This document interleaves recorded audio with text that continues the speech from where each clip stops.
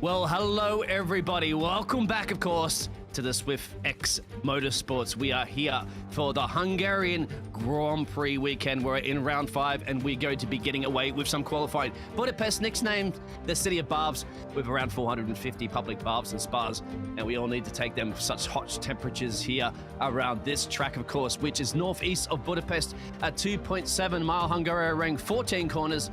There are 8 of those to the right and there are 6 of those to the left, where downforce is king and passing is notoriously difficult.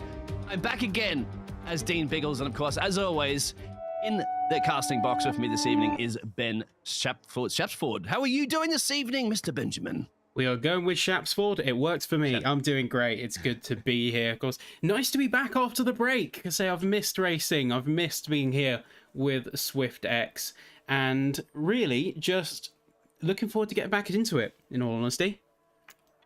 And what's also very interesting around the City of Barbs, of course, is the wet weather notoriously here in Budapest. So far, so good, I'd have to say, for the qualifying. As for the race, well, unfortunately, we're not 100% sure about that situation yet, because we have to get that qualifying session done underway. Of course, full qualifying, which means you'll lose, in this case at the moment, probably about just one driver, as some of the drivers are still trying to get their way through the gate and hold their passes up and try to convince the stewards at B that they are actual drivers here with their tags.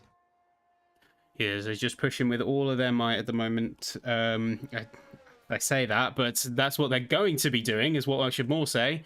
Say on board now with the McLaren, so unfortunately can't really see what one that is, so we're going to quickly have a look at that. But say, yeah, the Hungarian ring. What are your opinions on this track, Dean? Notoriously difficult to overtake. And the chicanes are very, very dangerous, especially those white ones that are quite high up. So if you nail some of them, you're in big trouble into the fence. Another thing as well, too, the tyre temperatures. Now, I've not been around this track. This is the first time I visited a track this season, so I'm not quite sure how that's going to work for trying to get the tyre temperatures up, which is the most important thing, as you know, in the 2022 car. As they push, they've got to be pushing. But I think it's one of the things that we've got to remember is let's say the tires is one thing to consider, but also your lines. They're going to be more important than anything out here today, because when it comes to lines, you've got so many chicanes, so many flowing corners, that you've got to set yourself up pretty early in the grand scheme of things in order to get yourself set up and running. That's what we're about to find out. Of course, those S's are going to be extremely difficult. So you turn out of turn 5, you got to flow through 6, 7, 8, 9, and 10, and 11. It's kind of like Beckett's, Maggots, and Chapel, but Beckett's and Maggots on steroids here. Even more turns, I believe, than what you find in the USA GP in Coda. So, very, very tricky track. Of course, been around quite some time. And only really those 2 straights that you mentioned. The main straight, passing overtaken opportunities in turn 1, which is the hairpin turn. I'm not sure they have them names.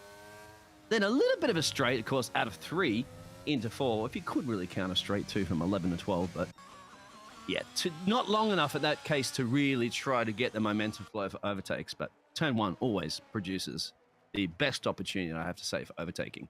And out there, aboard Genie, g'day, and everybody else, please give us a shout out there. We'll be reading the chat, of course, and answering any of your questions you have, if any of the technical drivers out there. So I know that there's some engineers that engineer the drivers and things like that, or if you're supporting a driver, please shout out and let us know. Yeah, be sure to give us some love. Let us know who you're rooting for. Of course, we have some championship favourites. We have some strong contenders.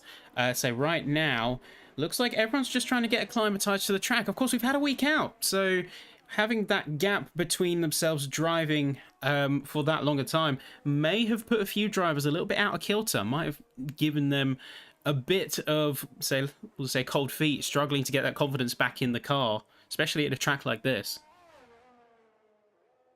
Taking a week off as well too, so that maybe too much champagne and yachting in the Monaco Harbour on their multi-million-dollar yacht, perhaps.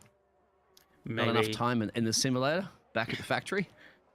Celebrating that a little bit too hard, but I'd say looking as far as things stand for the moment, so we have got an interesting choice of driver colour, but so going to hop on with Thomas Hardwick now.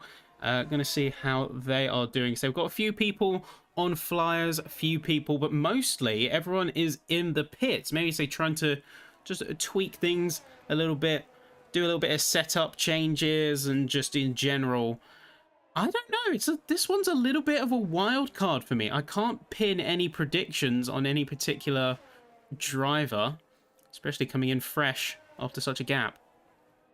So, Epic Melon Fruit out there, say, watching 6 from your bed, go Gustav. Well, I hope you get better, mate. And, well, thank you much for tuning in, of course, watching it. This might give you a little bit of medicine, per se, watching great racing, of course, from your peers here at Swift Motorsports. So, hopefully, that will help you feel a little bit better, my friend. But you're right. And this is also the thing, Ben. I think the reason why you don't see a lot of cars out on track is because we only have 16 currently at the moment. So, you're only going to lose 1. And I feel probably most of the drivers feel confident enough that they're going to be okay to get through the Q2, so they're not in a panic situation right now. Yeah, they can play it a little bit safer. I think you made a very good point there. Say we're only going to be losing 1 driver. So I think that they're sort of not resting on their laurels as such, but waiting it out, playing a bit more of a patient game, seeing the bar that some people are running at, and then making their strategy based on that. So say that being said, we're on board with Emir right now, looking good, keeping it nice and quick with the Ferrari. So in red and black rather than red and yellow, as we recently saw. Special version for Monza coming in this coming weekend. But today I heard there's a Gustav supporter, and you'll be happy to know that at least for now, although we might see that about to break, but Cosgard has provisional pole here in Q1. Are we going to see that change? Yes, we are. It's going to be Emir with a 1:16.264. Strong performance, and we have got 11 minutes to see if anyone can knock that down. Yeah, I saw him just lighting up the timing boards because of the purple, and I'm yet to see that new livery, so I'll be absolutely stoked about that one in Monza. We also have another engineer out there, and that's Mike, and also Mike is also sick as well too. So, wow, it probably explains the reason why we're missing a few drivers on the grid at the moment. There seems to be some sort of nasty little, just a flu or something like that. I guess it's catching everybody off guard there. Once again, I hope you feel well. Yeah, something's going on, that's for sure. Yeah. Something is definitely going on, but say at least we can find solace in the track. I say you may have medicine for healing the body, but racing heals the soul, as one might say. Oh, I love it. Certainly does. Especially if you get inside that car and drive it at full maximum speed, of course. It's the pinnacle of motorsports. The only problem, of course, is that how strong is your leg? Because you're going to have about, 60, 100 to 100 kilograms of pressure or something like that you need to put on your right foot to slap the brake pedal. That's the hard one. Yeah, that's true. So you can you can lever yourself, as in your actual position, a little bit to help with that, but mostly you are relying, on that, pressure, the rotation of your foot. And here's the difficult thing. You got to remember as well is that in a lot of cases, especially in the case of the accelerator, you have to put that pressure on to get the throttle down. These drivers don't really have much in the way of assistance, but also the G-forces are naturally pulling you back. So as you accelerate, it becomes harder to accelerate. I think that's really interesting. So when you think about the dynamics of it. Right. Yeah, that's exactly right, Ben, because it reminded me back in the days with my GDR Skyline. I keep reminding everybody I had GDR Skyline.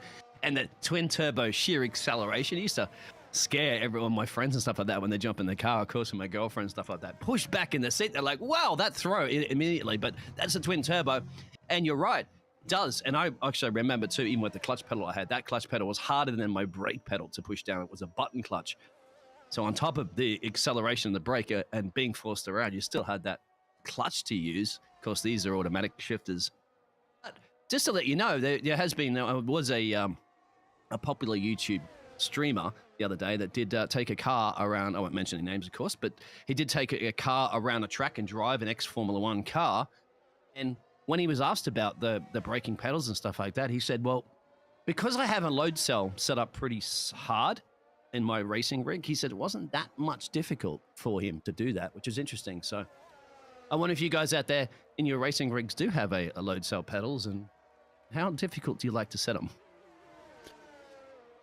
Yes, it comes down to personal preference, because, of course, I say it is harder to push down, but say the higher you have your load cell, what it really comes down to is, say, having that tactile feel, because, of course, I say the more feedback you can get from the car, from how it's behaving a little bit, and just to say, like, tuning it to how you like to drive, you feel a lot better of a connection with the car. And this is going to sound a little bit of the semantics realm for some, but it is all about just having that confidence in the connection in the car. If the pedal feels too heavy, of course you can't push it down all the way. If it feels too light, well, it's going to feel disconnected. You're not feeling like you actually have that one-to-one connection, so you can't rely on the car. You can't push it how you want to.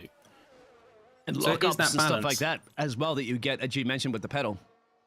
So, you know, you push it down too hard or whatever as well, too, then you get lockups. Because, you know, assists and things like that. Unfortunately, so far I've found this year, Ben, with this game, and by the way, too, Korsgaard says he's sick, but he's racing out there. So, man, I'll tell you what, everybody seems to be sick at the moment. I'm touch wood, I'm not. You're not, Ben. But going back to that I was mentioning, which I think I've just forgotten. No, that's right. The 2022 spectator menu, guys. You don't. But I just got race control saying there's going to be a restart, so there's been some sort of problems or something. So unfortunately, we will have to go to be right back. So this is neglected, of course. We're going to do it over again. It's only the start of the qualifying session. But yeah, real quick back to that. Unfortunately, the spectator menus, you don't see those lockups. Unfortunately, Ben, do you? We don't see those lockups with the puffer tires and stuff like that. I don't think we do. I haven't really seen any. Well, I say it's But they not do very happen. evident. I say there is a slight indicator that you, I say someone is locking up. I say you get a little bit of a visual flat spotting if you do it a lot. But it's kind of hard to tell.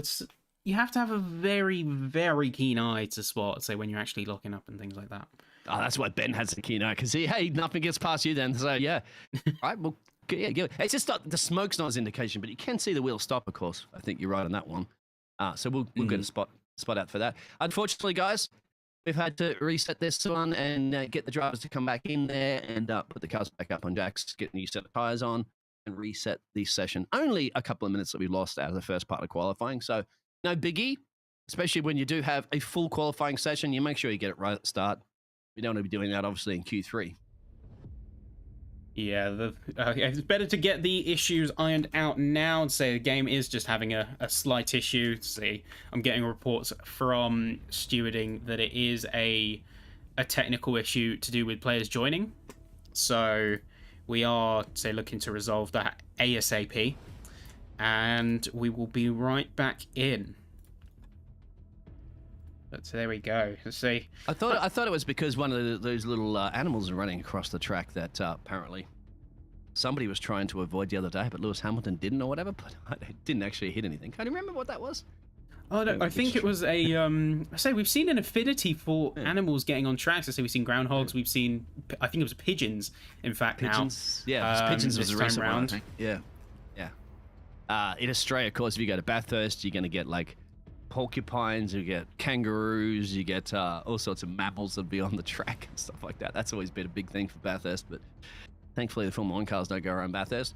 How did you find out there, everybody, at the moment, while we're getting a reset for the cars to get back into sorting out those drivers? As I said, that they're stuck in the turnstiles at the turnstiles, trying to get in the track, showing their IDs, and security is having a bit of an issue with it. In fact, that has happened before in Formula 1 in the past, but for now, yeah. What do you guys feel about that Spa GP? I mean, I think it's a little okay now to say no spoiler alert, because if you haven't seen it by now, you mustn't have seen any social media or been in any discords.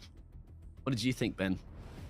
Oh, well, it depends on how you want to look at it. Like, 'cause there's a lot of angles you can break it down from. You say you can, of course, break it down from the angle of that incident, or you can break it down from the angle of a certain driver's charge to the front. I don't know. How'd you like to play this? Wait, hang on. Which one was the recent GP all over the place that we just had? Was it? I'm so confused now. What was the last GP we had for F1? Not with us. Yeah, not in Swift. The other F1. I'm just confused. It's too much. I mean, you're breaking up a little bit on my end, but that being said, yeah, no, it was Spa, I believe. So the discourse is still ongoing regarding, say, that incident with certain fandoms, and oh yes, that's right. The old going back to the Singapore GP kind of like conspiracy thing, even though that was proven. Singapore. I don't think that was actually deliberate at all, mate. It looked like he legitimately really lost it there. Yeah, and I just want to say is that to the people who believe that kind of conspiracy, look at the context. You have a team leading the championship by such a wide margin in drivers and constructors. What value would they have to set up that kind of operation only to be disqualified? Yeah, because that was the beauty of it. That Singapore event with Renault, that got Fabio banned from the sport. Nelson Piquet was banned. That had, and other engineers and stuff like that, was heavily consequences. Of course, they lost points. And it ended up that by trying to sneak a race win caused them massive damage in the future. So other teams have to really be looking at that go. And that was a great thing, I think, the FIA that did at the time, saying, look, we're going to put a stop to this. We're going to go down hard at anybody that tries any of this, scandal cheating. So anybody tries this again in the future, and we're going to be 10 times more harder. So would you think any team would really try that risk now after that? Yeah, they can't. You're facing a ban. Simple. You're facing a ban. Yeah, you're facing a ban from the championship, a ban for your head staff responsible. It's not worth it. It's simply not worth it. And you got to think as well, the FIA have personal stakes in this because it brings the sport into disrepute. It makes the sport, all the drivers, regardless of if you're involved or not, it makes everyone look bad because a layman could just take a look at that and think, oh, is this really what the top flight of motorsport is like? Well, sign me out then. And that's the wider context you've got to think of. They're still on damage control after last year, remember, as well. So they're not in good terms with the public, and they're trying to rebuild that reputation back up. So, of course, it's inevitable that there's no way that was ever a deliberate thing. And if they did, well, and trust me, the other teams will study and analyze that to pieces. So will the FIA. And if they have any evidence whatsoever that it was, bye-bye, teams out, lost all the points, drivers banned, engineers banned, stuff like that. No, not going to happen. And again, it's just simply not worth it because with so much at stake and like people still think of it as championship 7.5 for Lewis Hamilton. They still think of it like that, which is frustrating to me because it's not like it was fraudulent, but at the same time, you can see why. Like you can see both sides in a way. It's that it's not like didn't deserve it because they were still a brilliant driver on merit. Yeah, but it's a tough one to break down, and people still argue about it to this day. It's a long season. Okay, races may seem like they lost one on the very last round, but you got to roll back and think, and to Lewis and as with Max, those races during the season that they made mistakes and they could have won or they could have got crucial points there. Those are the ones to me you look back and say, this is where I lost a championship. Not the last race on the last lap with a point or so. If something happened during that season a little bit earlier and you got 3 or 4 points up your sleeve, then that would have made all the difference. Lewis Hamilton, for example, would have won that championship, not having to worry about towards the end. Or same with Max Verstappen. So this is why I say to drivers in the esports world as well, it's crucial you get as many points as you possibly can. Otherwise, you're going to probably come down to that situation at the end when, great for us as spectators, of course, and people following F1, but don't want to be in that situation at the end when you're fighting for 1 point, unless you've just had a massive chargeback. You've got to get points, Some drivers, as will maybe in a sitting 12th place or whatever and go, look, I'm not going to win the race, so I'm going to retire.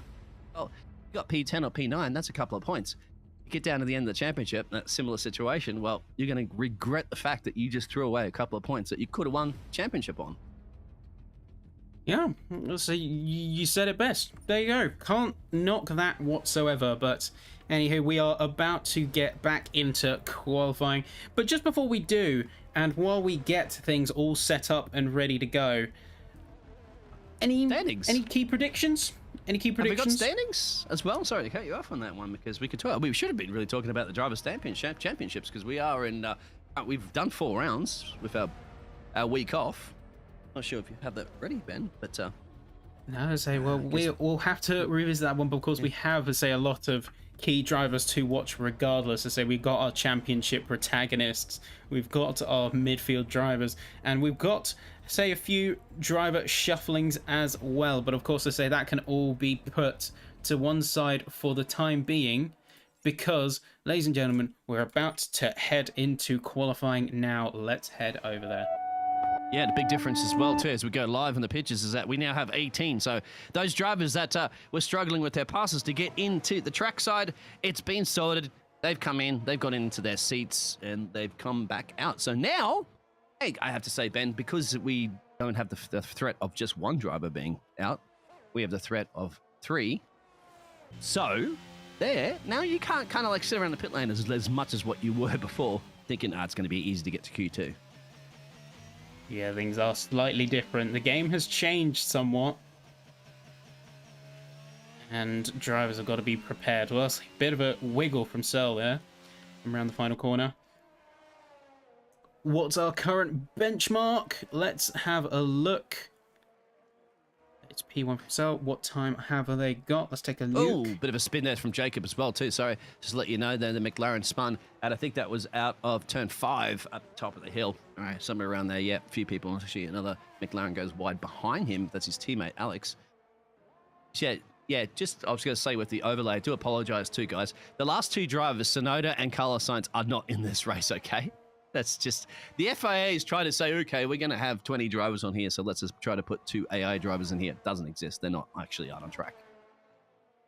There you go. So trying to get our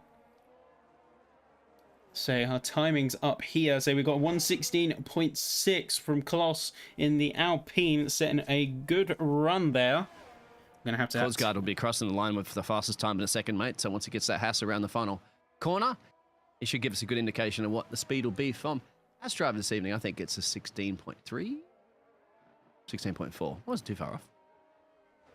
There you go, say 16.486 from Korsgaard. So looking good for them. Thomas Hardwick might be replacing that in a second, of course, because these are the first laps that they're putting in. And just to let everybody know, we're not going to show tyres because they're on softs. So this year, at the moment, particularly the soft tyres are only generally used, as Thomas does go a little bit faster, only generally really used a lot for qualifying, and there's plenty of soft tyres generally laying around for the race if you choose to use them. Yeah, so you've got plenty to work with there, so not all that much to worry about. I do miss it a little bit, Ben, because during qualifying sessions now, it's always soft tyres. Like, nobody ever really uses mediums, or definitely doesn't use hards. I do miss it because we don't have that on what tyre anymore, but that's what really comes down to the race, isn't it? Because you don't know until the tyre blankets come off when they're on the grid. Well, going to the grid. It's a formation lap. Yeah, there's that one thing. Yeah, I think that there is, as much as people, I'm thinking all the way back now. I'm thinking back to, do you remember when I say, I think it was an 8 tyre? A set of 8 tyres right, from Pirelli. I think all the way up to hyper soft and hyper hard. I think they lasted 2 laps at best, and then they were completely destroyed. But I like it. I kind of like the drama. Yeah. I liked the variation. The reason why they got rid of it is it was too confusing for new people to join F1 and understand what was going on. And it was, because it's adding that many tyres is too technical. You got to remember they're also trying to, Media Liberty Group and all that was before the Media Liberty Group, but trying to reach out to getting new people into Formula One. And when you throw like extra stuff like that at people, it was like, what is all this? You have to explain it more. It takes time. So that was the reason why they canned it. Might have been more expensive too. I'd have to confirm. Maybe you guys can confirm that out in the chat, but it, for us as Formula One enthusiasts, great, love it. We'd bring it back in a heartbeat, but you got to think of the global picture as an entertainment sport. You have to make it easy for people to understand. Yeah, plus it doesn't always roll off the tongue so nicely. So it's like you had, I think it was what? So it was pink, magenta. Ultra softs, that's right. Yeah. Hyper softs, super softs, your mediums and hards. You guys can let me know. Yeah, soft, hard, super hard, hyper hard. It was all over the place. Yeah, and of course you had inters and wets. But I feel like you had to have a handbook if you didn't know. And I think, yes, as you say, it was too confusing for new viewers. Like us enthusiasts, we love to dig into the meat and potatoes of it. We love it to bits.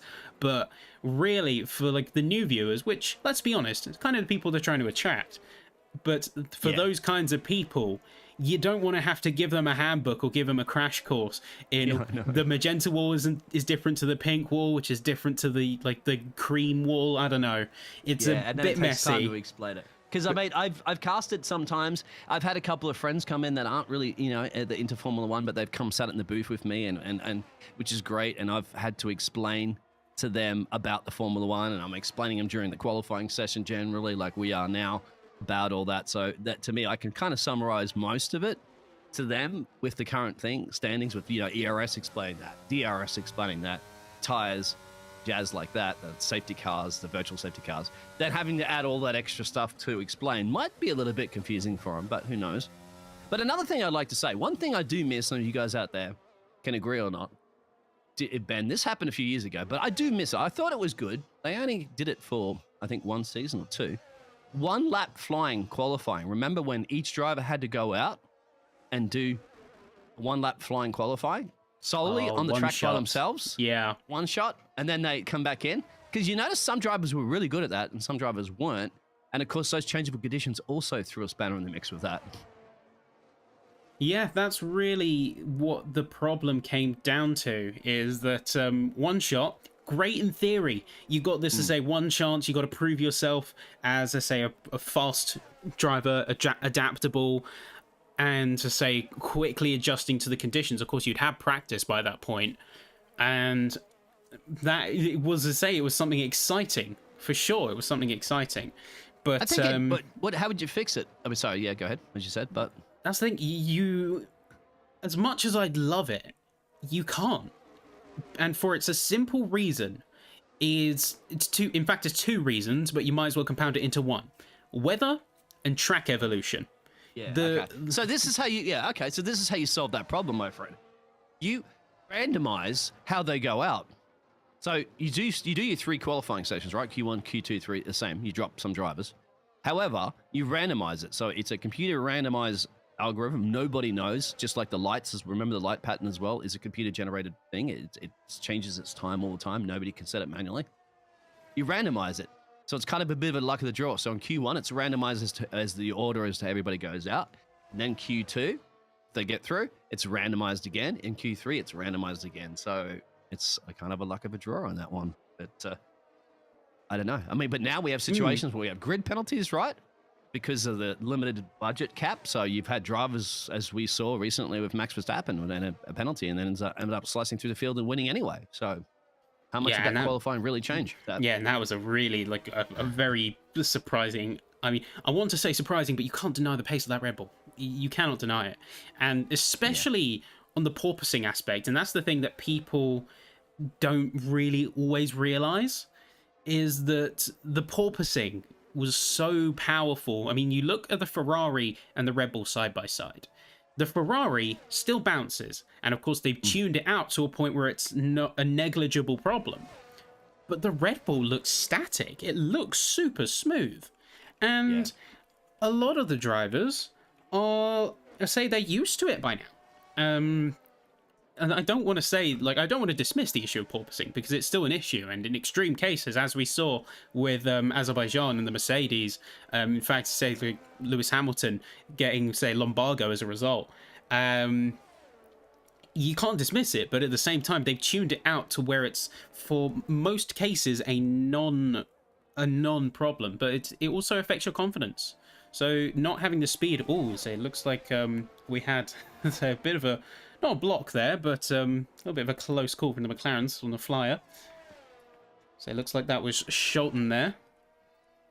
But as you were saying again, real quick there, to refresh my memory, because I had a different transport there. The porpoising effect it's a dangerous one in terms of confidence, because you are bouncing up and down. Of course, that's inconsistency on the accelerator, on the brakes.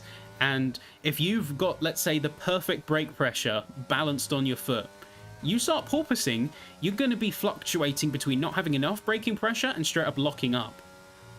You're right. That's what I mentioned. I mentioned. And with 2 things you saw during the qualifying sessions and the practice sessions, and even during the race, of course, those the little winglets, of course, are one of the side pods on the side aerodynamics near the rear wing, where they have some have that little structure arm and not. That was definitely sparking and scraping on some of those chicanes in Spa. On top of it, but I have to say, there's one team that's always been a mastermind of aerodynamic setups of the cars and downforce performance of the cars is the Red Bulls. The Red Bulls, for practically the whole time Red Bull's been in the sport, with Adrian Newey powerhouse behind it, have always had probably the best balance aerodynamic car on Formula One grid forever. Now, Mercedes, of course, had dominated during the hybrid era because of the powerhouse that's in the back of that Mercedes. That, remember, Red Bull was very unhappy with those engine manufacturers that they'd used with Honda, of course, and Renault and that. So because they don't have the engine, they're limited by that. Whereas Mercedes, obviously, probably weren't as good as their aerodynamic performance and stuff like that as Red Bull. However, the powerhouse made up for it. And of course, this year now, it's not doing as well. And the Red Bull's mastermind there of Adrian Newey has just built a fantastic balanced car to handle these new changes. Yeah, and the balance is what matters. So you can have, say, a great power plant, but if you haven't got a good chassis, a good package around it, it's going to drag it behind. Vice versa. If you have a great aerodynamic package, then you have to compromise that to compensate for an engine that can't push against some of the drag your downforce elements generate. It is that balance, and it is something that you need to juggle and juggle pretty effectively. We're on board with Markham now. I know we say we might as well start a podcast with this, because I'm enjoying this, honestly. So having this kind of conversation. We always do at the start, because now we're down to 3 minutes and change after the qualifying. So this is when we're going to go back, obviously, to the qualifying to focus on these drivers at risk. And believe it or not, E2 at risk. AJ at risk. Some big names at risk here. So they've got to get it done. They say risk it for the biscuit, my friends. Well, keep out of the cookie jar. And E2 just gets up into P10. Yes, I've got a few drivers on the line right now. Say Cameron Sell, I'd say my brain completely going blank. AJ Jackson and Jacob Shelton all in the drop zone as of current. We've got on board with Markham now. It's putting on some good times. It's greens all around. And he spun it at the final corner. That's yellow. That's a lap certainly to forget for the Alfa Romeo driver. It's not going to be pleased with that. He's tired, my friend. He's absolutely exhausted, tired. But he just needs to get through the next part of qualifying and think he'll be okay.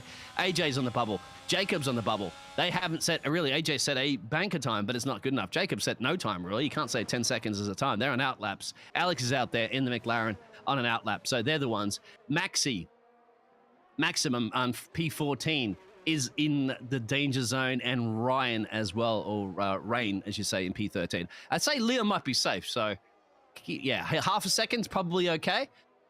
These other drivers now, that's it, crunch time. 2 minutes and change. You're not going to come back in for another lap. Who do you guys think is going to be the surprise that's not going to be seeing Q2? It's tough to call. It really is tough to call. I know who isn't going to be who is going to make it safely through to Q2, in my opinion. That is going to be AJ Jackson. We're on board with them now. And of course, we have seen some astronomical pace from the Williams driver on their day. And if they can hook it up, as you see there, it's purple for them there. But on their day, they are capable of absolute wonders. It's just the problem of making sure that they are on said day and on that moment. But looks good so far here in Q1. They're pushing really as much as they can. Coming into traffic. In fact, it's their teammate, Ryan Yelty, who in fact does go off track to yield to their teammates. So some good decision there being made to say, although even with that, maybe a little bit of dirty air being kicked up, despite the chassis being a little bit more friendly towards following cars. Dirty air still does exist, but here we go, coming through to the final complex here. It's looking good for AJ. Can he lock in a top spot? It's going to be close, and it's going to be what he needs. It's P4. Hey, he's got it.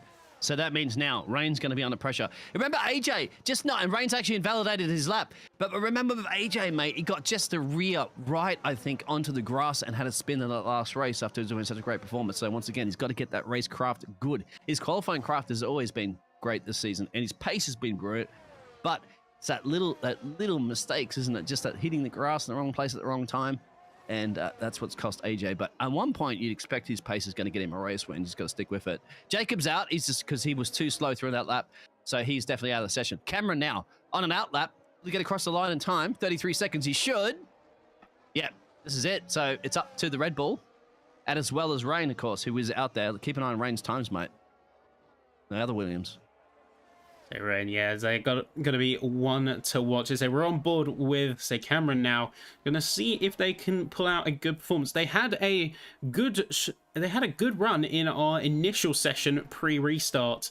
Were say near the top of the timesheets. Can we see that replicated here? That is the hope. That is the goal. Currently, you say a couple tenths behind, but it looks like as it stands, Emir's going to get provisional. Emir's going to lock in provisional. They're back in the pit. Cameron's looking good. No, Rain spun. Rain spun. So that's it for Rain. If Cameron can get this across the line, he will get through. He's looking pretty good for a pace. So Cameron has just invalidated. That's it. So Liam is very lucky right now, sitting in the pit lane. He's probably tired, but he's like, all right, now I go to Q2. Get even more tired. Whoa! Yeah, Cameron's just gone into the fence anyway because he realizes that's it. That's it for our qualifying. So we'll definitely lose Rain, Cameron, and Jacob. Yeah, that's just actually we lose more. Sorry, we're in Q1. Sorry, well, yeah, we'll lose them. Well, I'm getting confused. No, it's all right. It happens. But yeah, you're right. So there we go. As a timer has dropped. And we have, say, 3 drivers we are saying goodbye to here in Q1. It's going to be Ryan Yelty, Cameron Sell, and Jacob Scholten coming through. Unfortunate. So I think that is a little bit of shaking off the rust at play here as we watch, say, Joshua Beshwood coming into the pits now. Final one on track. I think it really is just a case of shaking off the rust a little bit because we had a break. Not everyone was practicing their heart out. Coming through the break, say some drivers are here purely for SwiftX, say not everyone is participating in other leagues, and it is just about getting used to that competitive environment again. For a lot of things, you do need that time to get yourself back up to pace. I know I've certainly felt it. I've had a break from some of the games that I run, and I need that time. I need those couple hours to just say, yep, this button does this thing. Thanks for the reminder. And and then you're back in it. But once you're there, you're fine. It's just that, unfortunately, in the case of, say, a few of our drivers here on track, they didn't have that full opportunity. So Emir coming up top with a 1:16.026. It's a strong performance there from Q1 in the Ferrari. Say really just once again putting in their best. Say Noah, another strong performer down in P9. We'll hopefully see them a bit further up in the field, and then we are saying goodbye to a Williams, a Red Bull, and a McLaren. And the 3 shown at the bottom there. But say there's some key names in here like E2, a little down there at the moment. That's the man running 4th in the championship there for the Haas. So, but what was a big surprise, of course, seeing out there was Jacob Scholten, because Jacob in the McLaren, he got to remember, my friend, he finished in the race last week in where is it? I'm getting all confused at the moment. Where did he? No, I'm getting confused. Jacob? No, it was... No, I'm getting confused. Well, regardless, they are a strong performance. They're a strong performer. They've got a lot of drivers who he's 3rd in the championship, put it that way. Yeah, there you go. So, they're definitely a strong performer. One that could definitely, given the opportunity, make a fight to the top. But yeah, I think it just to say didn't get that chance they wanted to say. In fact, to say, I might... He's not 3rd in the championship. I'm not looking at the right thing here. My apologies. He's not 3rd in the Drivers' Championship, of course. He is. We've got the McLaren race engineer in the chat right now and says being an engineer is a struggle. And we definitely feel that one. And say being on that pit wall, trying to manage everything, understand what's going on, what the calls are to make. Sometimes in split-second scenarios, it's a tough one. I don't envy anyone in that position, nor do I say words are hard, but nor do I say like we're both rusty, aren't we, mate? I'm making mistakes all over the place. Extends to the commentary box. It's the box. week off, isn't it? The week off, we're just like, we're too busy sailing yachts around the world, sitting on the beaches, relaxing too much. We need to get back into this and get back into the momentum flow, of course. That's the good thing about qualifying sessions. We have 2 more to get it right, mate, before the race. Yeah, so that rust does extend to the commentary box, clearly, although I've been keeping in the game. It's not been for F1, so I'm definitely having to get back into that different mindset when it comes to F1 versus, say, other games that and other leagues. And ooh, certainly getting their tires warmed up in an unconventional way. That's Noah going through with a big drift, heading through into Sector 3. Okay, that was some driving heroics, if I have to say anything. We've seen some good saves, haven't we, actually? So far this season, the first 4 races, some really good saves. Really good racing, actually. SwiftX, of course, you'd expect for the pinnacle of Swift motor racing. Presented by Digital Motorsports, of course. So hope to see more of that today. But I'll tell you what, Ben, aside, this is Monaco without the barriers, as they say, isn't it? So this is the track. You've got to get great qualifying in. Very difficult to overtake. So do you want to be in P13 or do you want to be in P1? That's going to be the question on the drivers' minds. Yeah, qualifying is especially important in a track like this, but also it can work in a different way, because if you, rather than being, I'll say, specifically on ends of the grid, of course, if you're on P1, that gives you the opportunity to get away. But with a track like this, you can capitalize on a lot of the positions in front of you fighting to move back up and losing time themselves. So it depends a lot on the gapping in the situation, but you can see about making up some positions purely by letting everyone else fight for you and then sweeping on through. It's an unconventional strategy, but it's one that can work out if the conditions are just right. And strategy, of course, being a lot of drivers having engineers, and that's why the engineers are saying it can be painful sometimes. Exactly, I feel for you guys. I did a little bit of engineering before I got into the commentary box, so I feel the stress. My heart is through the roof when I'm engineering drivers, and I know you guys will be today, because it's all about getting that track position, and of course, making sure you get those pits done perfectly, get your car out in the right place at the right time, timing it the right. We don't know about the weather forecast. It doesn't notoriously rain here. We know it's qualifying, it's beautiful. Come race day, it could be pouring down with rain. And so anyway, I know that you guys are also sick on top of it. So this is why you get to earn your paycheck as engineers, mate. And hey, you get your driver on the top step of the podiums, rewards are well worth it. Yes, 100% true. So that's, I think, I say, if there's one thing that, I say, it's a difficult job for engineers to do, is not just to have an understanding of what's going on track, but making those calls sometimes in split seconds, because unexpected situations, they happen everywhere in the sport. It's no secret that the sport can be extremely unpredictable at times. And say, with, let's say, a driver spinning out, a safety car coming out, a VSC coming out, you've got to make those split-second calls. It's like, right, where are my opponents? Where is my driver? What's their tyre wear? What's their car condition? Well, Hardwick going very wide there, invalidating their lap, unfortunately. But all of these variables you've got to take into account in the span of sometimes seconds, if that, and make that call. Say, right, you're staying out, you're going into the pits, what compound are you going on? What's the strategy change? You got to juggle a lot. Yeah. It's fun. It's fun if you get it right. It's not so fun if you get it wrong, because communication is key between your drivers, plural. If you're engineering one driver or two, you got to make a decision for both.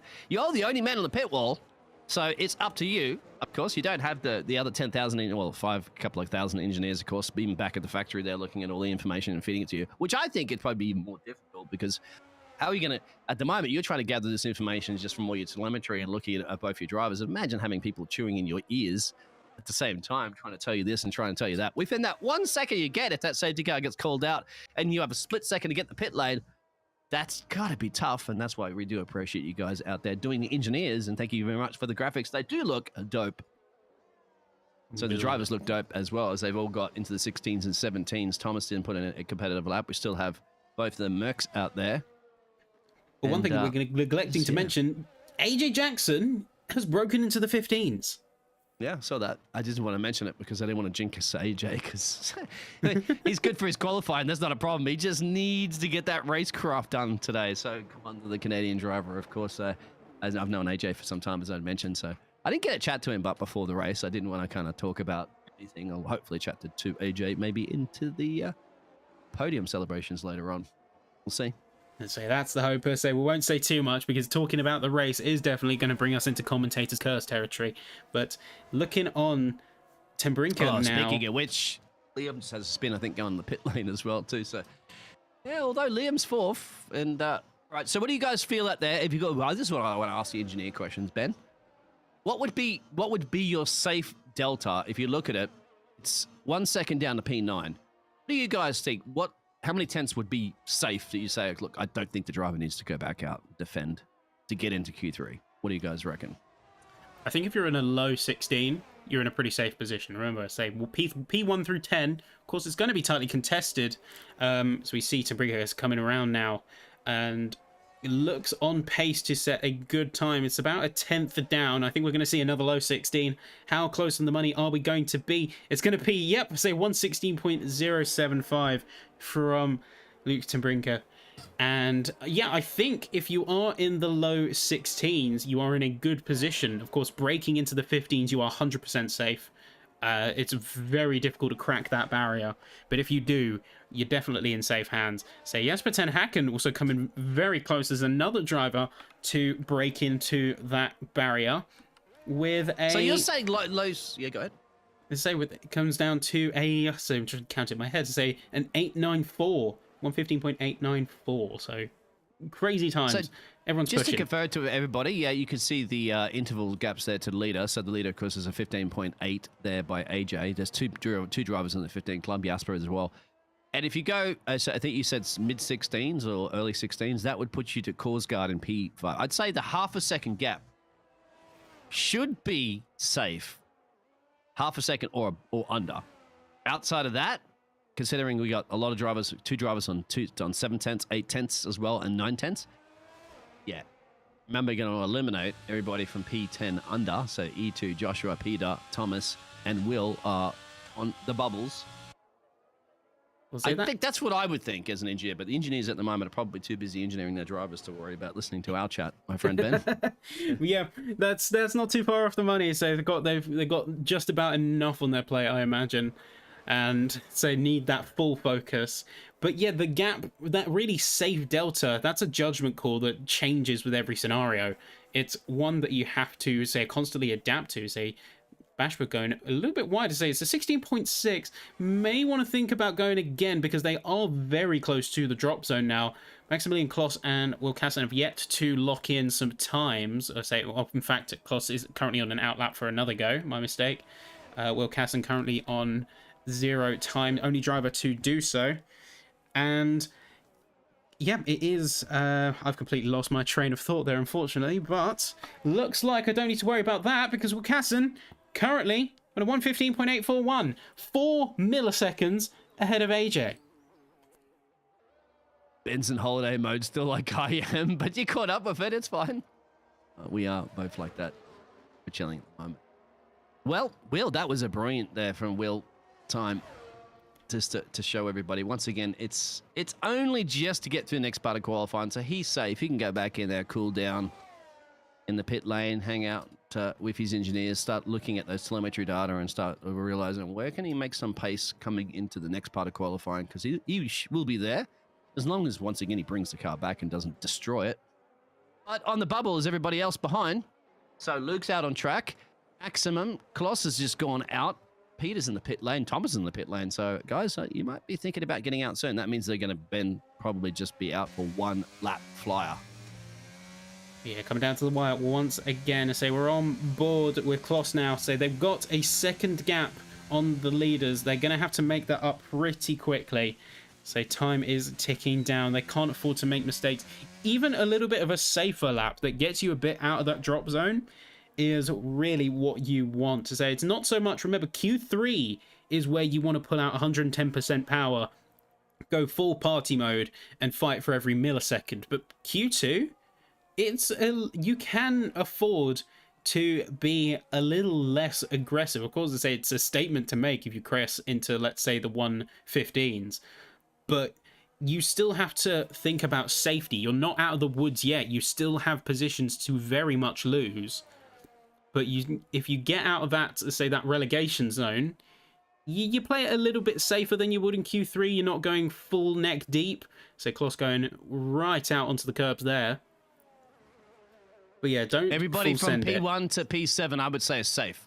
So everybody down to E2 is safe because they're 4 tenths. That's got to be a definite safe zone. But anybody outside of that, still, you're not 100%. And that's the reason why they are going out on track, apart from Luke, that's decided to stay in the pit lane. Anyway, Claire out there, okay, I think it is on. I'm the biggest butcher of names. Broadcaster's doing a great job with the camera. That is Benjamin, of course. He always does. I like working for you, Benjamin.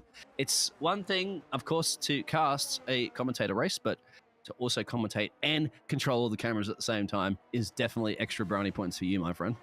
I appreciate it, man. But say right now, focus is on the racing. We got Klaus coming in with the P8. I'd say half a second to the leaders. They've got themselves a bit of a safety net.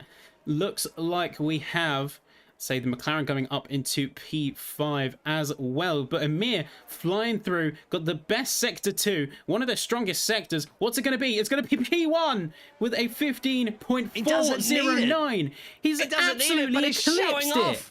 He's showing off. He doesn't need it. He was safe. Okay, that's a mission statement. That's Yes, not it a is. quality time. That's a mission statement. 100%. I like it because, once again, this is what Emar does. He just basically gets out there and destroys the confidence of the other drivers. So before we even get into the next part of qualifying, the other drivers are sitting there going, I don't think I can beat that. And so that instantly comes out of the gate thinking their confidence level is dropped, unless, of course, what you do is, I'm an engineer saying, hey, no, now you have a target. You got to beat that and delay his confidence. Make Emar think, wow, all right, I'm not the quickest guy in town. But anyway, that's not his problem right now. He's next to the part of qualifying. Thomas needs to get here. Peter, Lockie needs to get here. Luke Franklin on an outlap there. Noah's on an outlap. Joshua and Korsgaard, they're the ones that need to be not worried about Earmar's time, but worry about their time. Yeah, so they've got bigger things to worry about right now. So you got, of course, the 5 in the drop zone. We're going to hop on board here with Luck, see how they're doing. Coming up to start a fresh lap now. How are they going to do? But really, 4/10. If that's not a statement of, I am going to eclipse you this race, or at least a statement of intent, I don't know what is. Because you don't pull out the stops like that in Q2. You just don't. Benjamin, I've told you this before, right? If you're a magician, right, you don't reveal all your tricks immediately off the bat, and that's probably something that EMR's done. But I think that's a psychological game by doing it. Yeah, remember to say it's a mental game. Need to. Yeah, he's done it just to go into Q1 to remind everybody that, hey, you might be up on that timesheet there provisionally in P1 for now. But let's just remind you how much I like to bath in the 300 plus baths here in Budapest. Oh, yeah, so, well, it is mind games. It's as much a mental battle as it is a physical one. As Lot goes P4 is going to be an absolute flyer of a time. How are we doing elsewhere on the tracks? They've got Lapalainen on P11 in the drop zone currently. We have to see how they are doing, but so yellow sector not looking like their best run. But yeah, about half a second in it between P1 and P10. I think we're not too far off on the money with your predictions there, Dean. Yep, it should be pretty good. I used to be an engineer, but keep an eye. Joshua and Luke, 27.2 and 27.3 first sector between both the drivers in P14 and P15. Those are not too bad times. They're not too bad. They're about 1/10 off. Now, through the second sector, Luke is about a 1/10 off the qualifying pace, so he's looking good. Joshua's made a mistake. So I don't think Joshua's going to improve. But I think Luke can make his way into the top 10 for the top 10 shootout in the Alfa Romeo as long as he hook up the final corner. Where does he slot in? P4. Yes, it's looking good, as I say. That Luke Franklin coming in P4. Lapalainen not quite making it. Tim Brinker is up into P8. That's a solid run from them. They're out of the relegation zone. Joshua Bashford's in the pits. They're down in P15. They know they're not going to make it. How's Noah doing right now? Let's see how they're doing. Noah's done it. First sector's just destroyed. He's 2/10 down in the first sector. Oh, 2 seconds in the first sector. He can't do it, unfortunately, for Noah. Say no, there's no chance, unfortunately. But say, how are we doing? To say we got Jasper Ten Haken up at the front. Are they going to see an improvement from them? Everyone else is in the pits right now. It's 2 purple sectors. It's going to be good. It's going to be a hole. It's 6 milliseconds. Wow, how's that for outshowing the showing? We thought Emar was just doing bragging rights. But then Jasper's come out and said, Emar, all right, I like it. So it's game on before we even getting to the last round of qualifying, Ben. Well, this is going to be a very hot and sweaty race, my friend. I did not expect the undercard to be as exciting as the race. 6 milliseconds even. Seconds. 4:03. Yeah, but the key is he's 6 milliseconds over Emar. And the thing is, too, he still didn't get the final purple sector. Emar got that one, so Jasper stole in the first and sector. So he knows he still has more time. He's still got another 1/10 in that final sector if he wants. Doesn't matter, but all you need to see that's the next part of qualifying, which I can't wait to see this showdown at the moment. So, Jeannie, I agree with what you just said. I don't think it's really going to be a problem. It's a little bit of swear. You want to go through what happened to the 4 drivers that aren't going to make it, sorry? 5, yeah. Whew, I need a moment to breathe first, but here we are, folks. So, talk about disarming what seems to be an insurmountable goal. So he's just going there and pipping it. It's like, yeah, no problem for me. Jasper Ten Haken coming in with a 115.403. Him and Amir absolutely clear of the rest of the field here in Q2. Will Casson next up with an 841. And then down the bottom of the field, to say those are your podium positions, but down at the bottom we lose Thomas Hardwick, E2 Lapalainen, Noah Ilakorpi. An interesting one considering they have such a good strength in quali. Noah out is an interesting one, but Maximilian Kloss as well, and Joshua Bashford down in P15. But wow, I wish we caught that whole lap because that is just, you don't just go out there and do that. You don't just go out there and do that. Yeah, well, they are, and it's sorry about that in the chat there, guys. I'm gonna try to avoid the swearing. I just thought that was good, but anyway, let's not worry about that. It's a family friendly chat, of course. So, yeah, guys, I mean, as excited as you get, let's not swear, because now we got Q3. You swear, you can. If you swear, just do this. That's all we do, don't we? Then when we swear, so it's fine. The button. I love it. All right, I love it. But the thing is, people are excited, and we are excited. That's the key, because now it's crunch time, guys. Both of those dress rehearsals are over. The stage is lit. It's showtime. You gotta now put this up, proving who wants to pole, because this is it. Pole is get. You know these drivers want pole, mate. I don't think in their minds is like, I don't even care if they win. Someone like, I don't care if I win the race. I just want to be the one that gets this pole, because this is now an inter-war battle, an inter-league battle, isn't it? This championship, more about the pole than it even is about the racing. So let's see. Well, remember what we said: mind games, right? It's all about those mind games, and. I'm sure, putting yourself in the mind of Amir for a second, you have a time that is 4/10 clear of the rest of the field. You think, okay, I don't think that's going to be a problem. I think that I'm going to be just fine. Pole might as well be as secured with a gap like that. And then you see Jasper Ten Haken coming through and pipping you by 6 milliseconds. In my mind, there's going to be one or two things that can happen. Either you're dumbfounded. It's like, well, how has he done that? How has he possibly done that? But the other thing would be, right, I'm out for blood now. I'm out for revenge. I'm not going to sit by and allow that Q2 statement to go unchallenged.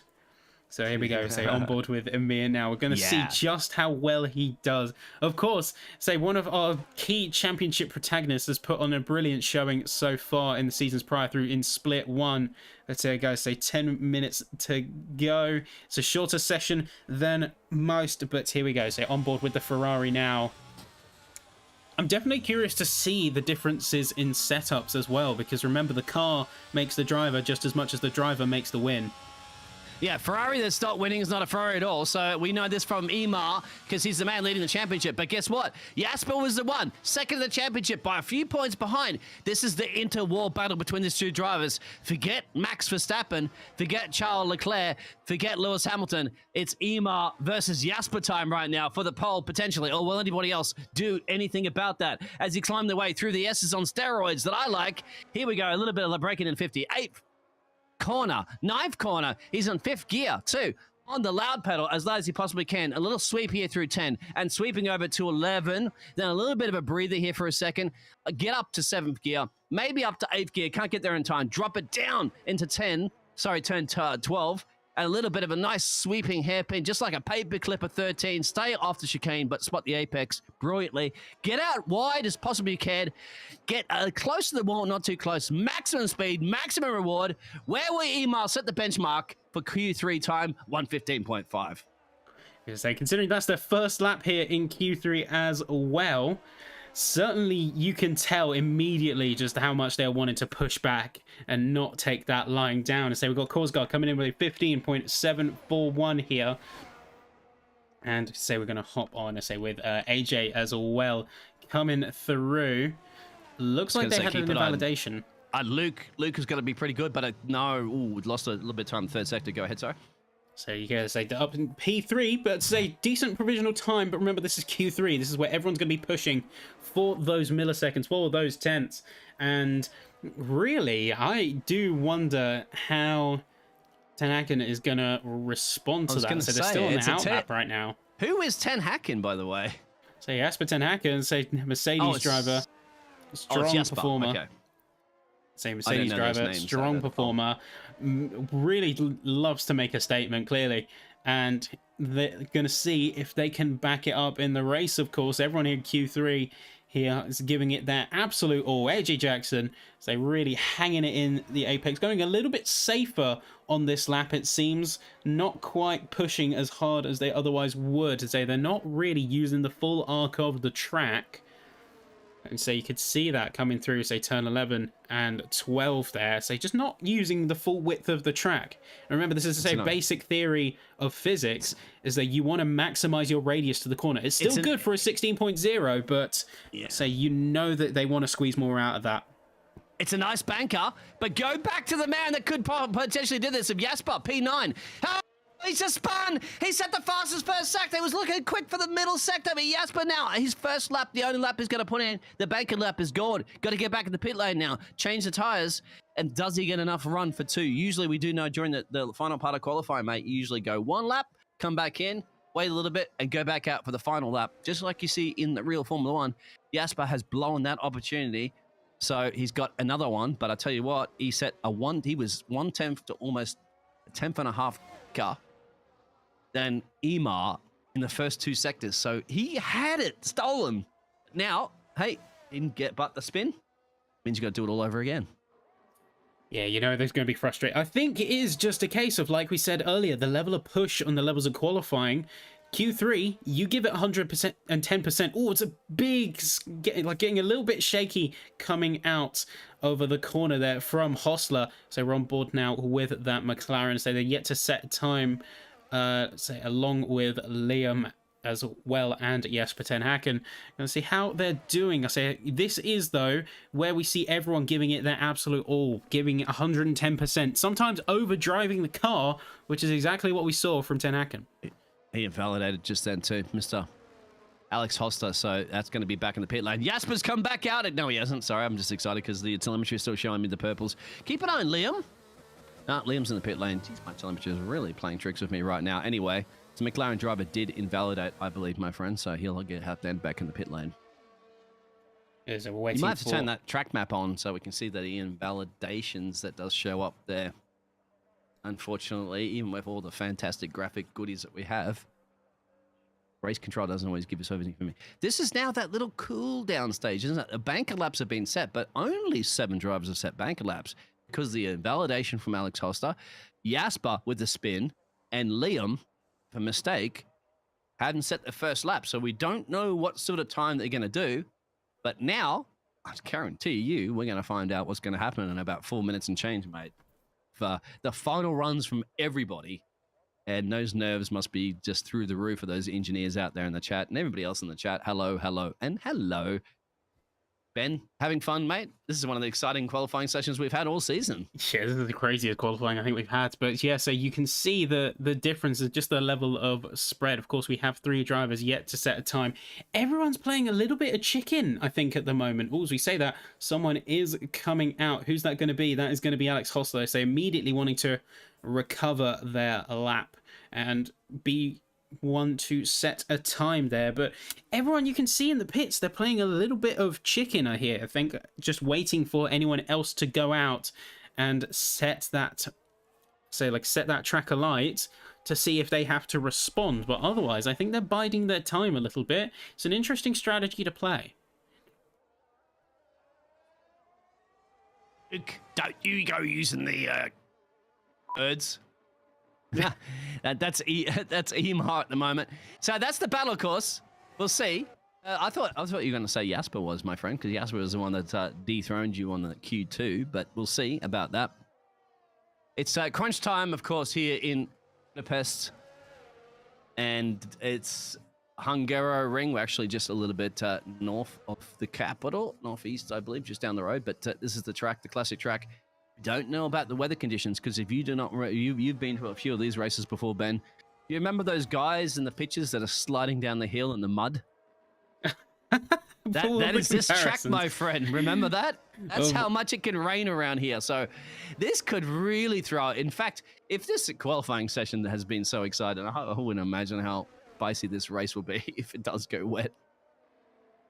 Oh dear. Well, we have no time to think about that now. So we're on board with Alex Hostler here. Going to be going for a run, and we're going to be seeing just what they can do. Yet to set a time. Jasper ten Haken and Liam Markham also have yet to do such. How are they going to be performing? Did you expect qualifying to turn out the way it did here? I kind of did, because once again, this track is notoriously difficult to overtake. Turn one, really, and you're bold and brave taking many of the other corners. So, yes, I think this is, once again, it's Monaco without the barriers.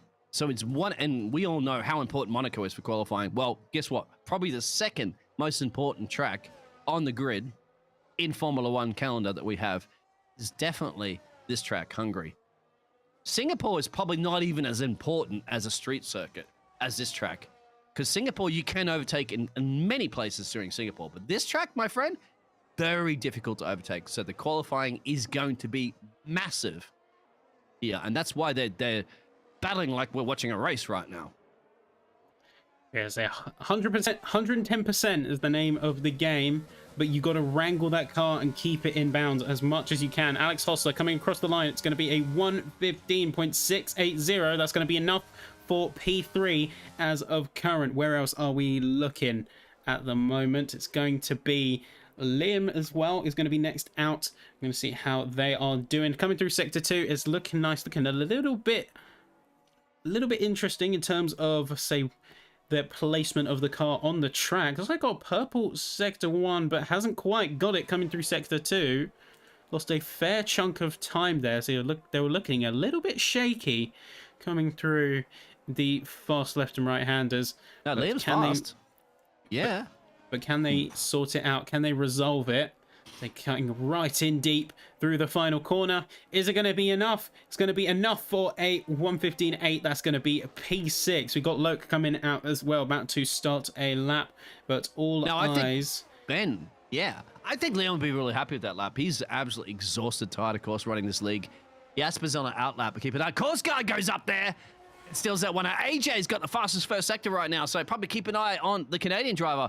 Don't count out AJ, of course, stealing a pole away. We know he's quick in qualifying. He's also quick during the race. He just hasn't had the luckiest race, so can the Williams driver do it right now? I don't know if you want to go on board, obviously, with AJ and follow him, because he's flying. AJ has absolutely got the pace. Doesn't quite have it through Sector 2. So again, I think Sector 2 is where Amir absolutely comes alive. We've seen them consistently dominate. I think they have a bit more downforce because, of course, those are a faster section. And more downforce through there helps immensely. But it's going to be enough. AJ right on the barriers, and he's round. He's round on the final corner. Bins it in the last minute. It's a heavy collision between themselves. AJ, they say hug the apex Frankland. like your favourite grandma, but that's a little bit too much hugging. And guess what? Jasper's invalidated his lap. Jasper on his flying lap is invalidated. Does he have enough time, Ben, to charge those batteries? He's going to have to commit right now. I don't think he can come in and out. He's in Sector 2. Yes, he's in Sector 2. He's got to charge that battery now and get it, because that's it. It's going to be the run. AJ, unfortunately, looking strong. Once again, hugging hugging it like your favorite grandma. That's a Martin reference, by the way. Hugging the apex just too much. He just pushed too hard. And in the end, Luke Franklin, I can't help but feel sorry for him, because that's 2 for 2. He's had two potential poles. we'll say a pole and a win, technically stolen away, and Emir coming in as well to add almost insult to injury for some with a 15.345. He just absolutely nailed his lap. Yeah, he got a hammer and a nail out there and said 2/10, ching ching. That's 2 taps of the nail into the coffin there. And now Jasper's in the pit lane for the last minute effort to get something on that car and get back out and try to get. Doesn't want to be in P10. Certainly not when he just outdid Emar in the second qualifying session. So this is it, make or break. You got to give it everything. But he can't. He's out. It's no time. It's over. And that's it. That is it. Wow. So even with, say, the tires, a little bit of debris on track, the drivers kept going. But there you go. There's our final time. Jasper Tanakan not setting a time whatsoever. Is going to start down in P10 and put Emir coming in, let's say, with 15.345. 2/10 clear of Korsgaard with a strong performance. But wow, that is certainly a quality to remember. I don't think we've ever seen an incident like that in quali, just like that. But Dean, your thoughts? Yeah, AJ had the pace there. He probably would have been looking at maybe a P3. I don't think he would have stolen it away from the Ferrari driver. Korsgaard had a brilliant job as well too. So it's obviously the Danish running away with this one, P1 and P2. Luke putting that Aston Martin up there in the P3. But yeah, big surprises obviously. AJ and Jasper to start in P9 and P10, not putting a competitive lap in that they wanted to. And AJ, of course, they're going to be sitting there with a Sharpie out there riding AJ Was Here 2022 on that final corner. Hence. Oh, yeah. Wow. I'm still processing it a little bit myself, just what happened out there. We saw like that sort of back and forth match between, say, some of our championship protagonists, some of our fastest drivers. Hopefully we do get to talk to them a little bit before we head into the race, get a bit of their thoughts. But yeah, AJ, I want to just talk a little bit about AJ for a second, because we've seen this sort of confirms a little bit of an internal theory, which is that they are on their day astronomical as a driver, but they're all too prone to, say, like sending it too hard, or say just not giving themselves the tolerance, to say zero room for error. And especially coming off a little bit of a gap in the racing like we have done, that no tolerance attitude, that 110% every step of the way, it can bite you back, as we saw, say, AJ in the end not going anywhere near the top spots despite having the pace to. You know what AJ reminds me of? A young Max Verstappen. Because if you remember following a young Max Verstappen, made a lot of little errors at the start. He's entering into Formula One, obviously in the junior team, and but we knew, obviously in Formula One, everybody knew that Max Verstappen had the pace, but Max Verstappen was making these little mistakes during races. Once those gremlins that were sorted out, Max Verstappen is now essentially unstoppable. That is an AJ of the future in this championship, of course. So once AJ can overcome those gremlins, AJ will be potentially our future Max Verstappen. But till that time is sorted, AJ just has to deal with the scenario. I've seen him win championships in other leagues, so the man can definitely do it. It's just, once again, got to do it here and prove it in SwiftX. Are we going to get any of the drivers to think? Can we get a quick chat maybe to Emar before he gets ready for race day?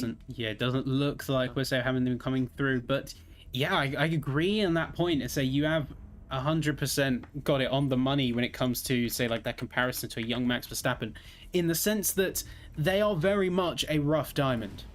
But if you can refine that, if you can smooth the edges, say you have a little bit of rough edges, you have your off days, everyone has their off days, but if you bring those up to a consistent level, suddenly that amazing one-shot pace very quickly becomes every shot pace, and that evolves into one of the leading drivers. So they definitely have that potential, they definitely have that ability to be right up there at the top. It just needs a little fine-tuning. Gonna see if I can actually try to pull in either AJ there and Jasper, because they were the two big surprises, I'd have to say, in that qualifying session, that were very capable of being on the top of the timesheets. So we'll see. Emar has been declining at the moment, and so we do have him. So who you want to pull in first, Ben? Well, I'm gonna say you'll have to bear with me a second. Just having a brief technical gremlin. I'll pull him in. So first of all, I'll pull in AJ real quick, and then Jasper. Well, I'll pull both the drivers in the air, but we'll talk to one at a time. So would like to go first, AJ or Jasper? Both of you guys surprising that qualifying session. Okay, first to you, AJ. Looking very, very pacey, mate, and then had a little bit of a hugging your favorite final corner moment, like your favorite grandma. How did that pan out for you, mate? You were looking quick. You are live. It was. I mean, I was up.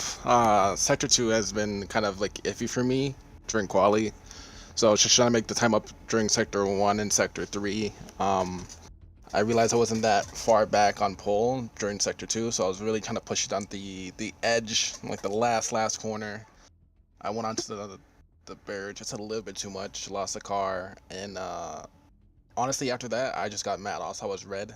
I threw my controller down. Oh, AJ.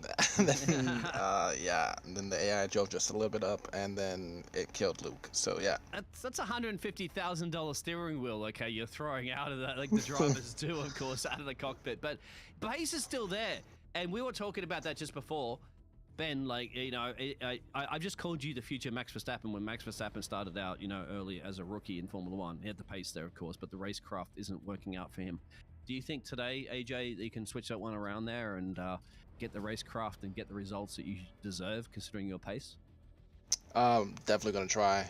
I mean, like last night I did a race and I won it just by pure strategy and pace. I mean, today I want to at least get a top 5. I've had the pace for at least a podium throughout the whole season so far, and my luck has not been the one to help me there. So hopefully today I don't make like mistakes like I just did in quali, and I can get a good top 5 podium. Would be fantastic. I'll probably cry.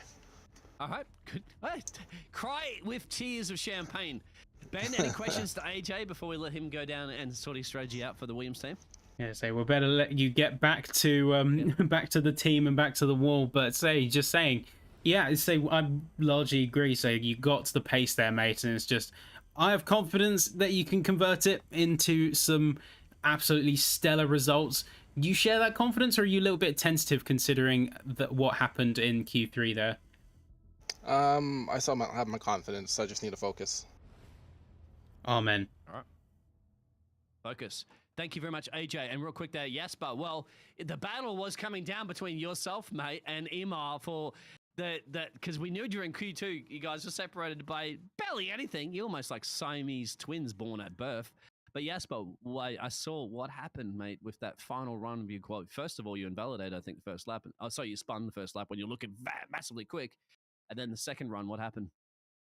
I think it's a big shame, you know, during quali all the way Q1, Q2, we looked very competitive, very fast, and then in Q3 I just spun my first lap, and then the second one, coming out of sector 1, the fast left-hander, I just ran a bit too wide and invalidated my my lap. So that was Q3 over, unfortunately.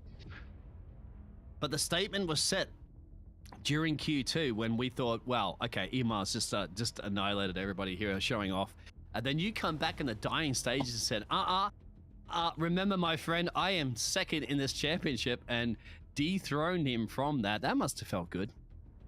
Yeah, I felt actually very good, the pace, you know. I felt like I could have gone even quicker. So I felt the pace was very good. So yeah, it's such a shame, Q3, you know. It's only myself to blame, so I'm gonna have to try and make it up in the race. Well, guys, remember, Max Verstappen, you are Dutch, mate. Max Verstappen has done it in Spa, so he should be an inspiration for you to get it done, even though you don't have to start as far back as him. How confident do you feel going into the race? Once again, we still don't even know what the weather conditions are. And if it does rain, because this track is notorious for wet racing, are you confident in both dry? I mean, dry you are, obviously you have the pace, but how do you feel about wet? I think, of course, starting P10, you're just in the midfield. It's the first goal is to survive the first lap, I think, and then maybe look to overtake some people and get back up to the front again. I think we've got a very good race car, so it should be helping us in that way. It's a hard track to overtake, so that doesn't help, but I would like it for it to rain. I think I'm quite decent in the rain, so maybe it won't help overtaking, but I think it could help us in the race. I think. All right, we're gonna have to let you go, Ben. Apparently to Jasper, I had to go down there and do a raid dance for him. So Ben, any questions for Jasper before we get him back down in the pit lane and get to his garage and get ready for the race? No, I just gotta let you go, mate. It's a brilliant pace you showed out there in quali. Let's hope that converts into the race. We've all got faith in you here in the commentary box, and good luck for the laps ahead. You guys gonna try to make a show for you guys. But there we are, folks. So we're going to take a quick technical break. In fact, to say I will just be a second as we get things resolved on a technical front. There are, of course, to say all to play for. We're here in Split 2 of the SwiftX Championship Series. We've got some graphical upgrades. We've got some big upgrades for, say, the racing ahead as well. And hopefully, if all goes well, then we should see even more exciting racing than Split 1. Oh, wow. Yeah, you're right, mate. I think we're going to have a little bit of a break. We sorted out, of course, a little bit of technical difficulties and stuff like that. That always, of course, occurs when you have 20 drivers, a few missing, of course. And thank you, everybody, for tuning in. I know a lot of the drivers at the moment are not feeling under weather very well. But they're engineering. They're doing their best. Some of them sitting in bed watching it on the television. Any watching, supporting, of course, Swift Motor Racing, sponsored, of course, by Digital Motorsports, is a great thing to do. We're going to obviously have grid. We'll get ready for going through all that, and we'll try to find out anything about what's FIA stewards have dictated anything at all. But so far, I think it was pretty well clean qualifying. What do you think, Ben? Yeah, I think it was clean as well. I mean, we saw a little bit of a blockage from a McLaren, but that was in the prior session, pre-restart. So, of course, that doesn't amount to anything. That really is, say, apart from, say, maybe that incident being reflected upon with, I say, of course, AJ and Franklin. I think it was a hard-fought quali session, but everyone stuck to their own pace. Everyone stuck to their own line. People got out of each other's way. There wasn't any blockages to be seen. I don't think that anything's going to come in the steward's office, and we're going to be okay. Yeah, I'm just chatting at the moment. Yeah, so so Ben, I think we have a little bit of a pause for a second. Let everybody have a cool down, hydrate, of course. And what do you think, mate? Get ready, of course, for the grand showdown, of course, in Hungarian. To see who wants to be the one that takes it. Safety cars or no safety cars, we don't know. Rain or no rain, we don't know.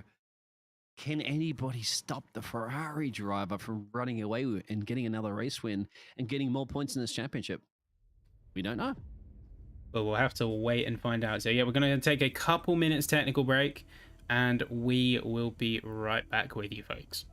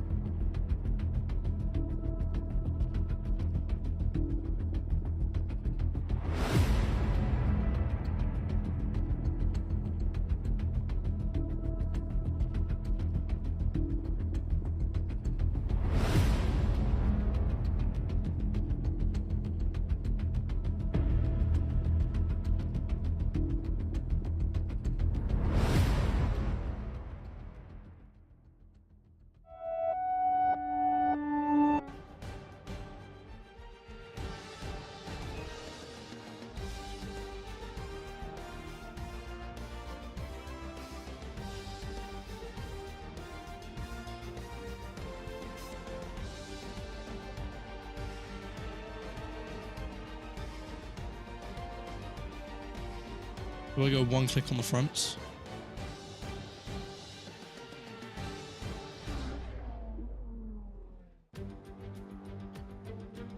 Ladies and gentlemen, welcome back one and all to SwiftX Digital Motorsports. We're here at Hungarian Grand Prix, here in the Hungaroring, in the beautiful city of Budapest. To say the rust is out, and in its place is carbon fiber, Kevlar, and a lot of passion here in the Hungaroring. So of course a complex circuit, one that's difficult to master, one that it requires 100% commitment from a lot of the drivers. As I say, 2 DRS zones, 14 corners, say an undulating test of raw skill. Of course, joining me in the commentary box is Dean Biggles, but let's go through the starting bid before we go ahead and get into the race. P1, Emir Durakovic with Gustav Korsgaard coming in P2. Strong performances from the both of them.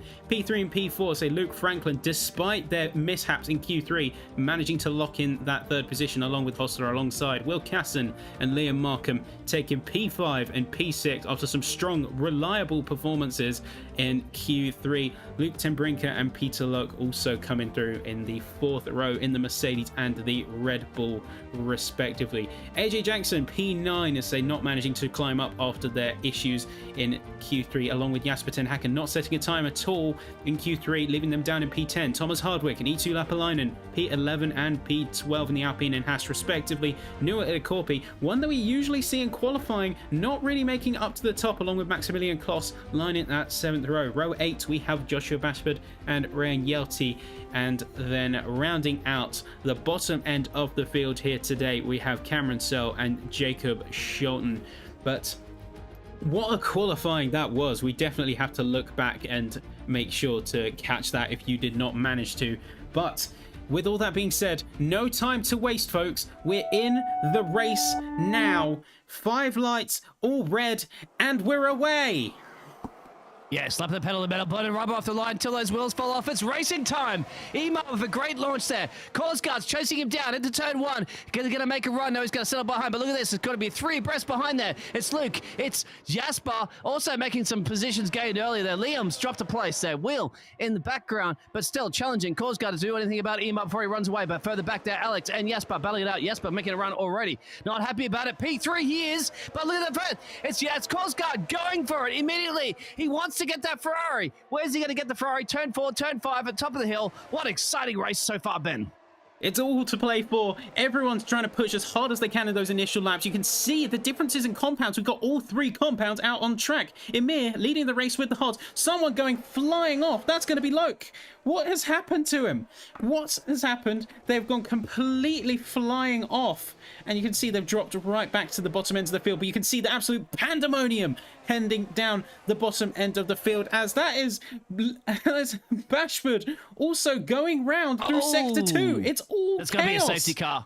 Yeah, there's a massive accident at the back there. And Jasper's up in a P2 challenging. Will it be a full course safety car? Yeah, I believe it is a virtual safety car, so I had to slow down at the moment. That's full safety car. That is full safety Jasper car. Jasper somehow on the full safety car has cleared it. He's back. He's in the lead of this race. What a challenge. Unbelievable. There's absolute chaos happening on track. I say we saw the insanity happening around the field, because we knew that lap 1 could be potential to some craziness on and off the track, but I did not envision that. I did not envision that. Do you know what it was? Do you know what it was? I was kind of wondering about that. I was chatting a little bit to the drivers. I was wondering about the strategy, saying, will anybody likes of AJ and Jasper try the soft compound tires, the softer compound tires they have? And Jasper, using their soft compound tires, has gone from P10 to P1 in lap 1 of this race. And so capitalizing fully on that situation, and so they've made the absolute most of it here. Oh, bit of a hiccup there, but making the absolute most of it. And see, the tire strategy is a crazy one. I don't think we've ever seen a race with all 3 compounds out in play.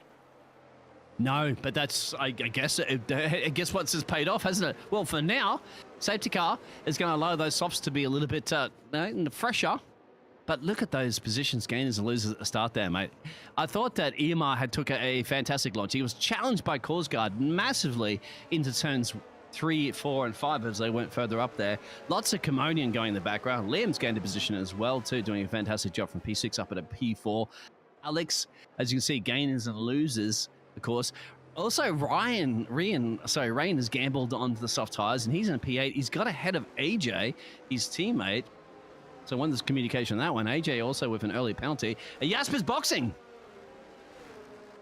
Jasper's a boxing? Well, I'll be... Yeah, that means it's going all the way down to the back of the field right now, mate, because it is a 22-second pit stop, and currently at the moment, he's only going to barely clear P14. It's not really going to be... I think that's a little bit of a blunder there. I mean, it depends on how long the safety car is out for. But I think we've just seen potentially a massive blunder. They have P1. They have the rubber advantage, softs to hards. No matter which way you slice it, that's going to be beneficial for them. But at the same time, they may be thinking that with the safety car period, the hards are just going to use that extended life to get the run out on him. Maybe they're going for a bit of a gamble with going to the hards instead. So they've got fastest lap. Rain Yelty's still out on the softs though, so opting for the other strategy. They have P8 right now. But yeah, I think we saw that initial. Yeah, in the chat at the moment there, Borgini, because we've lost Peter Locke, we've lost Noah, and E2. So in that early collision, we lost 3 cars in the back, of course. We only have 1 camera, of course, and Ben does a fantastic job, but, you know, all that action happened, and there was a bit of a midfield collision, and that is the reason why it's caused that. Absolutely crazy carnage of 3 drivers out already. It's not very stereotypical, I have to say, hasn't it, Ben, so far this season? We've done 4 rounds, and it's been pretty good, I'd have to say. But, well, we based on the qualifying session we saw, it's going to be absolutely blistery fast. We haven't even seen a DRS yet. Safety car's in this lap. Yeah, DRS hasn't even been a factor in this thing, but we'll have to see that change. Of course, they say DRS is going to activate in a couple laps' time.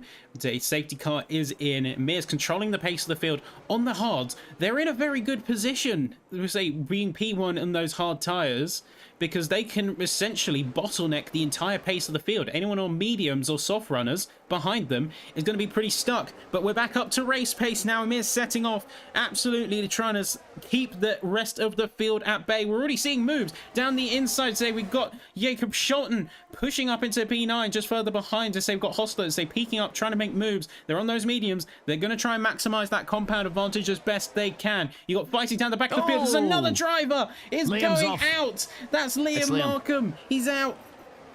And that is another driver in, say, seeing a casualty. I'm not sure what happened there, but Cold that tires. is going to be... Yes, a cold tires, very good point, but to say that is going to be, say, their teammate as well. Bashford also going round, losing their front wing. Looks like, oh, they nearly just beached themselves on the curbs there. Very careful, you've got to be avoiding that. Really not a place where you want to be, but regardless, yes, the yellow flags are out, but we are continuing the race here, and we are on board with, I believe, yes, we are on board with Tanakan right now. So he's on the Korsgaard's hards. looking to make a run as well, too, on EMR. But I tell you what, Ryan has really done a dice to those soft tires again, making use of them, exactly what Jasper did. He's up at a P4 now. Obviously, that unfortunate spin from Liam, but still, this top 3 battle is pretty good, and I expect Rain to be in this mix anytime soon before that DRS is enabled there. Alex is going to make a run, perhaps there in Korsgaard. Korsgaard's now dropping a little bit behind EMR. And there's another spinner at the moment. That's actually AJ going the pit lane. Maybe it's the damage, and Alex has almost dummied him into turn 1. A little bit twice about it. He's on the back of the Haas. And look at Rain. Look at Rain. The confident in those soft tires. No, he can just brake anytime he wants, day or week, because he got the traction. Say, because he has that soft advantage to say he got to use it while he has it. He's done well thus far, getting a P8 to P4. Is tailing behind Alex Hostler right now, trying to use that slipstream to close that gap. So, of course, we haven't got DRS zone until the start finish straight. So they're going to have to make it pure on merit. So the question is, are they going to hold behind, or are they going to go for a heroic move, maybe into Sector 2 or heading into Sector 3? You've got Korsgaard right on the tail at the moment of Emir. So trying to push again, though, with those hards. Emir completely controls the pace of the race. He knows CosGuards is going to be trying to make moves, using those mediums to full advantage, but he just can't do it. And CosGuard's in a difficult situation because he's got a very quick Alex behind him. He's got a very quick Rain with those soft tires. And on top of it, he needs to try to focus on up the road there of Irmar because he doesn't want Irmar to get too far down the road. We've seen what Irmar does when he dominates and controls a race. So that's it. CosGuard has to take advantage of it. Now DRS is enabled. Has to take advantage of it. But the problem is he's got Alex right next to him. Make it a challenge into turn 1. So you're going to go throwing a little bit, but they're not going to be to any avail. You see Emir going super narrow, going down the start-finish straight, so he knows he's having to go on full defensive mode. He hasn't got the advantage on pace. He's going to have to be fighting on the back foot until those mediums start to drop off. But right now, he's doing very well to control the pace of the field. It's a lot of action happening. A couple of drivers had some pit lanes. AJ had no doubt had some repairs. And Jasper's up to P11 now. We still have no idea the strategy. And Alex has spun. Alex has spun out of turn 5.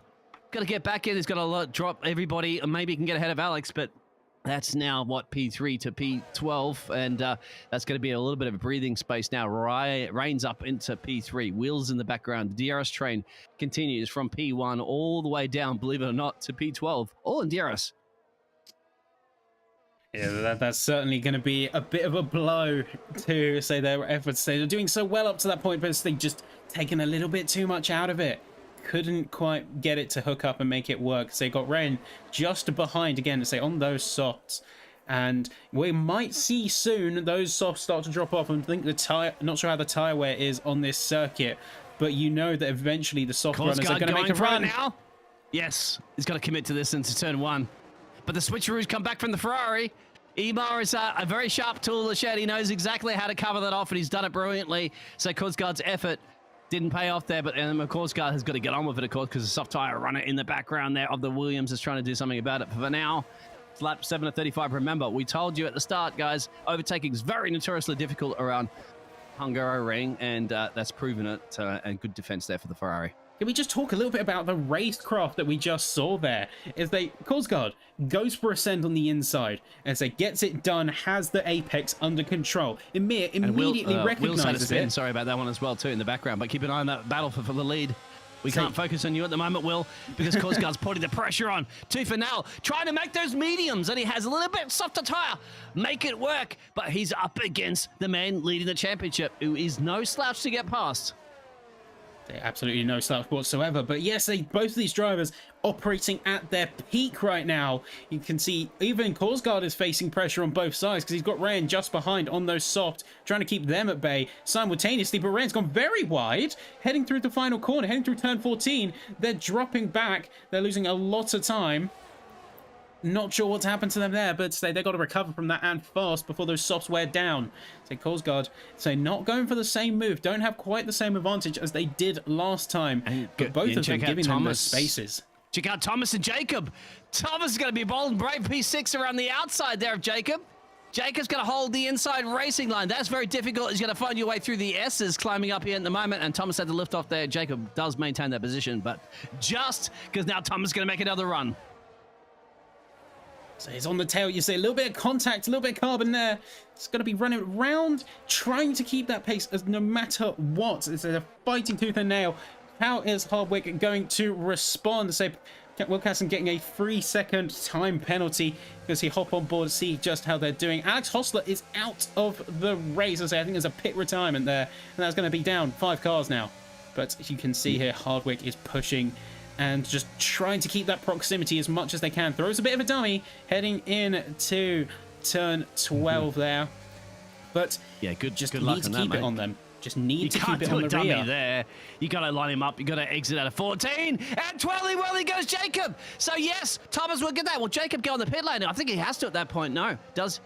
Doesn't. He's going to go side by side. Here we go. Battle. Who got the DRS down the main straight? They are really bumping and grinding right now. Keep an eye out, too, for Maxi in the background. The DRS did go, I believe, to the Alpine. Somehow Jacobs held him off.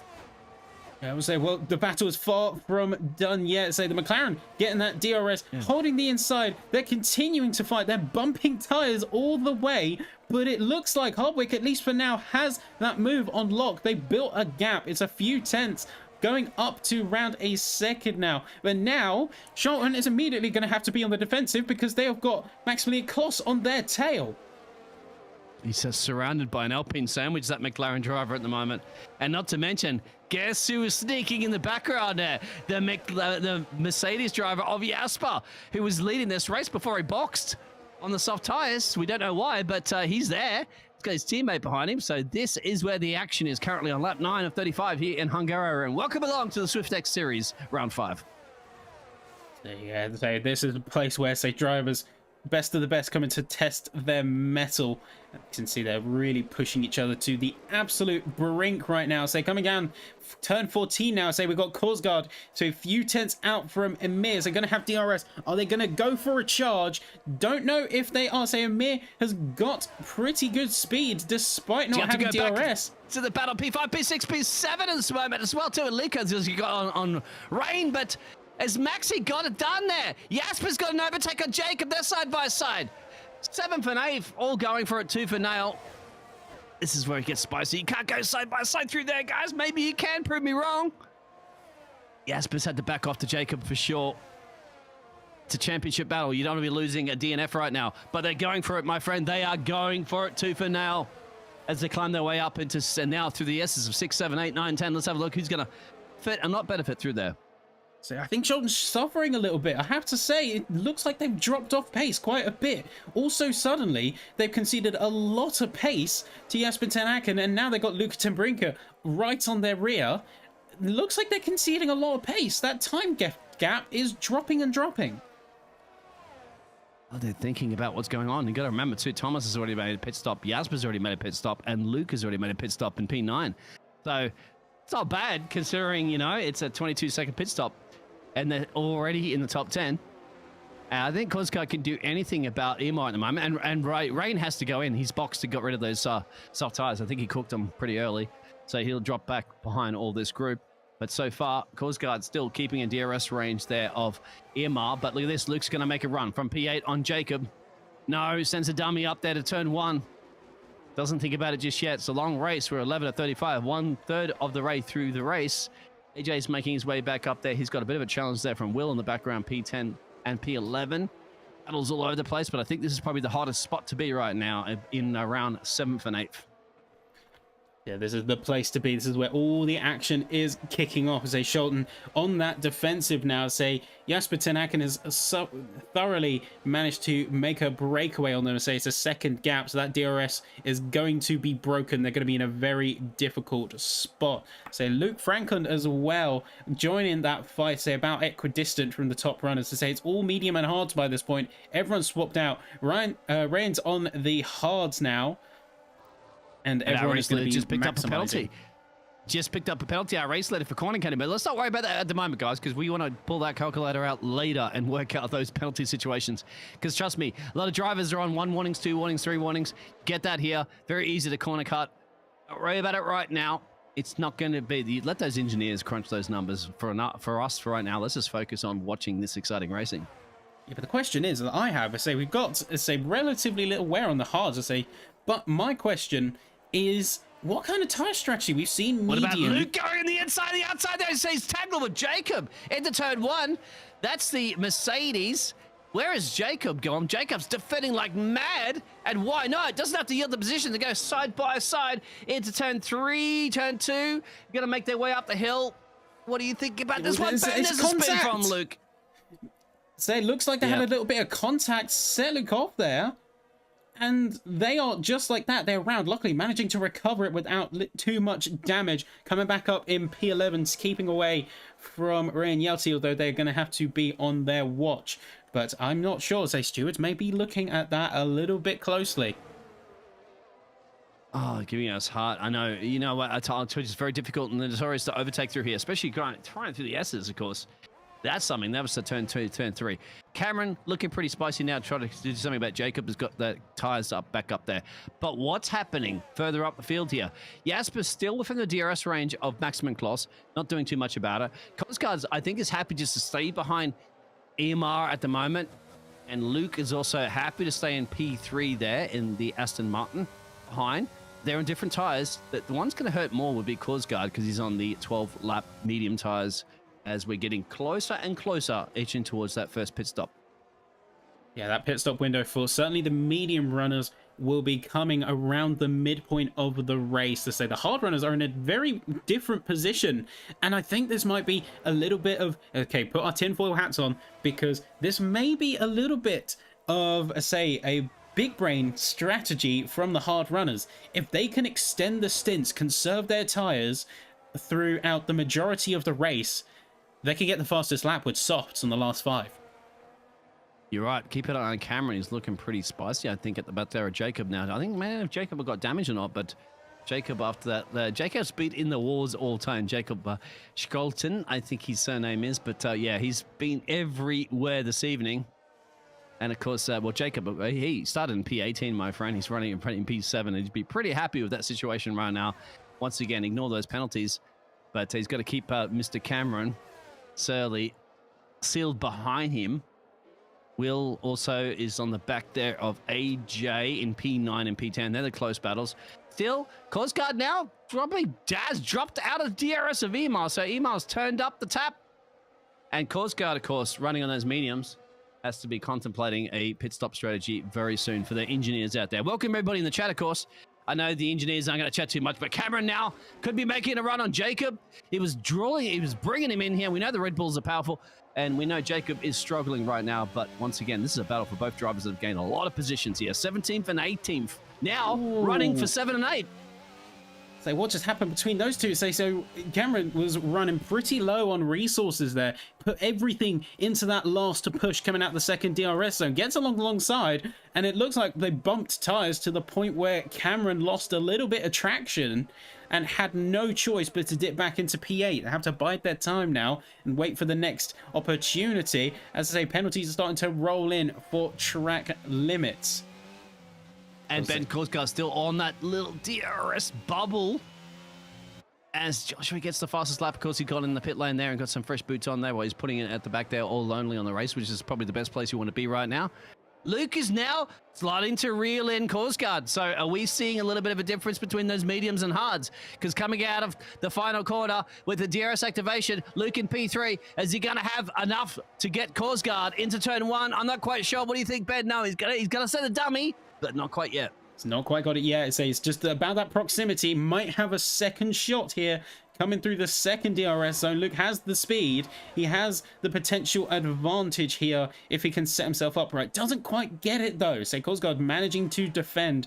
Really say just eking out those mediums while they have them, because the pit stop window is going to be coming before they know it. Any engineers out there? We know there's a few. Yeah, it looks like a Broad Genie saying those mediums nearly done. Okay, so if you were engineering at the moment where you want to bring them in and bring them on, not in. At the moment, the track's clear. You got to also look at the track map and find out. Oh, they are. Figure it out. Luke down Brinky is coming in for a fastest lap, but they're just trying to catch the rest of the pack now. And they need a safety car, of course, praying on a safety car to help them out. And Kosgaard now is dropping because he's fighting right now with Luke. That's allowing Emar to get a little bit further up the road, which we said earlier, didn't we? You don't want to let that championship leader run away with this at the moment. Yeah, the last thing you really want to do, but of course, I say they've got to expend. They've been expending everything trying to keep at bay, but it's just the simple fact of they are on a disadvantage at this stage of the race. They don't have that grip that they once had in the early stages, but right now we're on board with Luke Franklin. Is going to be sending it down the inside. The start-finish straight. They've got the move. Can they hold it? We're coming through turn 1. Are they going to be able to hold that position? So they got the DRS to confirm, but is Kosgaard going to go for a last chance send before that pit window opens? I don't think so. I don't think so, because the traction of the tyres. That's the thing. Luke can be a little bit more confident going into the braking zone, knowing his tyres are a little bit better. And that's Kosgaard had to lift. And once again, This driver's also thinking about championship overall, okay? So we are only just getting over halfway through the race. You don't want to be risking it too much because they still have to box at the moment, those drivers. But believe it or not, Thomas in P4 doesn't have to box. Well, he's on 15 laps of those tires, but he already been in the pit lane. So that's very interesting. CosAnimeDesigns playing it safe. He's got to have pressure from Thomas in the background, but with just a little bit fresher tires. But for now, once again, it's the matter of who can take that Ferrari up the road and not let him get in too far up the road. Welcome, everybody. This is, well, we saw that, didn't we, Ben, from the exciting qualifying session. Guess what? It's an exciting race session. Pit lane. CosAnimeDesign's going in. Yeah, I think they're coming up to that point. So exactly as we said here, isn't it? So CosAnimeDesign coming in now. We're going to see a lot of the medium runners start to peel in at this stage. They've exercised their advantage. They've got to make that judgment call as well, because track position, of course, is king. But at what point does it become beneficial to trade that in for a stop where you're losing a significant amount of time per lap? Maximilian Kloss also coming in for a pit stop here. And you can see there, say Cameron is going to be on a big charge against AJ Jackson. Say there's a 10th behind. AJ has got, seemingly they had the DRS. I think in fact they made the move. And now, say Cameron is going to try and be on that counter. See if they can do anything with it. I'm suspecting AJ at the moment with his pace, but AJ is well aware of his race pace, his race car. And I spoke briefly to AJ after qualifying. I'm like, okay, just bring it home. All right, this is the key. You need to bring this car home as a confidence boost to your pace. I don't think at the end of the day you don't need to be on a podium, even though a podium will come to you, AJ. It's all about just getting the car home at the moment. I wouldn't be. He needs a victory. He needs a race result just to get that confidence boost and then continue from there. So I think AJ's doing the very thing right now, just playing it safe and just racing because we're still early in this race. Absolutely. So don't do too much. Thomas is now in the pit lane, getting rid of those mediums. We're coming across that halfway point now. And this is where we're going to see a lot of trades and a lot of people running different races, as it were. But I agree. So we talk a little bit about, say, the mental state of the drivers here on SwiftX. Say we have those insights, luckily. And just in the same way that you have those banker laps and you have those sort of safe runs in qualifying, that extends to the race as well. Say having that confidence and consistency to bring results home. Because if you don't have that foundation to set those results, even if they're not, say, the podiums you want or the high spots, you still have to bring something. You got to bring something. Sorry to cut you off too, because when Thomas has come out, he's come out right where CosAnimeDesigns is, and rain. So he's got to get the tire temperature up as quickly as possible because there's going to be a massive attack there from CosAnimeDesigns. I can't go side by. You can go side by side through turns 4 and 5, up the top of the hill. In the background, of course, is rain on the older tires with the temperature into them. Ben, mate, you blink and you can miss action here right now. You blink and you miss it. So when you said they can't go side by side through there, CosAnimeDesigns clearly heard you, took it as a challenge. But there you go. CosAnimeDesigns holding P7 right now. Hardwick is going to take a stab at it themselves. You can see they're trying to make that speed back up. They don't have that pace advantage quite yet, but they're trying to keep them within range. Potentially go for a double DRS attack. CosAnimeDesigns, though, doing very well, making the most of that clean air ahead. It's breaking away now. It's not going to be enough to break DRS, but it's certainly going to give them a bit of safety room. Yeah, Ginny said his jaw dropped. My jaw dropped, okay, because there is some overtaking opportunities in this track, and you're going to risk it for the biscuit if you can. Will now trying to do something a little bit up the road there on camera, and that's probably one of the closest battles you can for P6, and that's Cameron Surley in P5. That's the teammate there of Rain that's currently running in P9. Emma? Well, Emma's he's about 1.2 seconds down the road there from Luke Franklin. Luke Franklin on similar tires. Jasper's got a couple of fresher tires. Remember, Jasper took a pit stop, which we still don't know why, on those soft tires when he was leading this race. Probably not too bad. Rain gets a penalty. Once again, we won't worry about those penalties just yet, guys. There's plenty of time to sort that out later on. Keep an eye on this action of racing. Will and the Aston Martin, the other Aston Martin, because his teammates running in P2, do something about Cameron running in P5. It's like we've got to have to see a challenge made soon, because that window for opportunity is going to start to run out. Everyone's starting to normalize at this point. Don't forget, we saw all the wild cards at the start, all the different compounds, all the big surges for position, but this is where everyone starts to normalize. So those opportunities, Cameron's going in, hits the wall, maybe. Oh, Cameron, super close into the pit lane entrance is tricky. I think he's okay there for the Red Bull, didn't get any damage. But now you're seeing the pits for the hard runners. So, Jacob's in, Cameron's in. How's this going to pan out with everybody else? We still have the top leaders. The top two have not yet to box. We have Will yet to box. And Jasper did box him a couple laps early, but mate, at some point, those 17 laps are going to be almost equal to those 19 laps. It's got to look at into the play right of Korsgaard now. Keep an eye on Korsgaard. Fresh tires. Where is he on track? He's he's still a bit further back, of course, but we'll keep an eye on that. Yeah, we'll have to keep our tabs close and keep it. Say, Jasper Ten Aken, say in P3 right now on the hard tires. I say it is perplexing. I say that early move they made on the softs to the hards, but I guess in a way, given that they have made up such a position, it could be a case of us commentators playing checkers while the drivers are playing chess. I say operating, they have that deeper knowledge, that deeper insight, being right on the track. Leaders are in. So keep an eye on this one. Will Jasper follow him in? He's a little bit down the road, but keep an eye right where Korsgaard is. Korsgaard's approaching turn 13, turn 14. Leader's still in the pit lane. Jasper's now leading this race.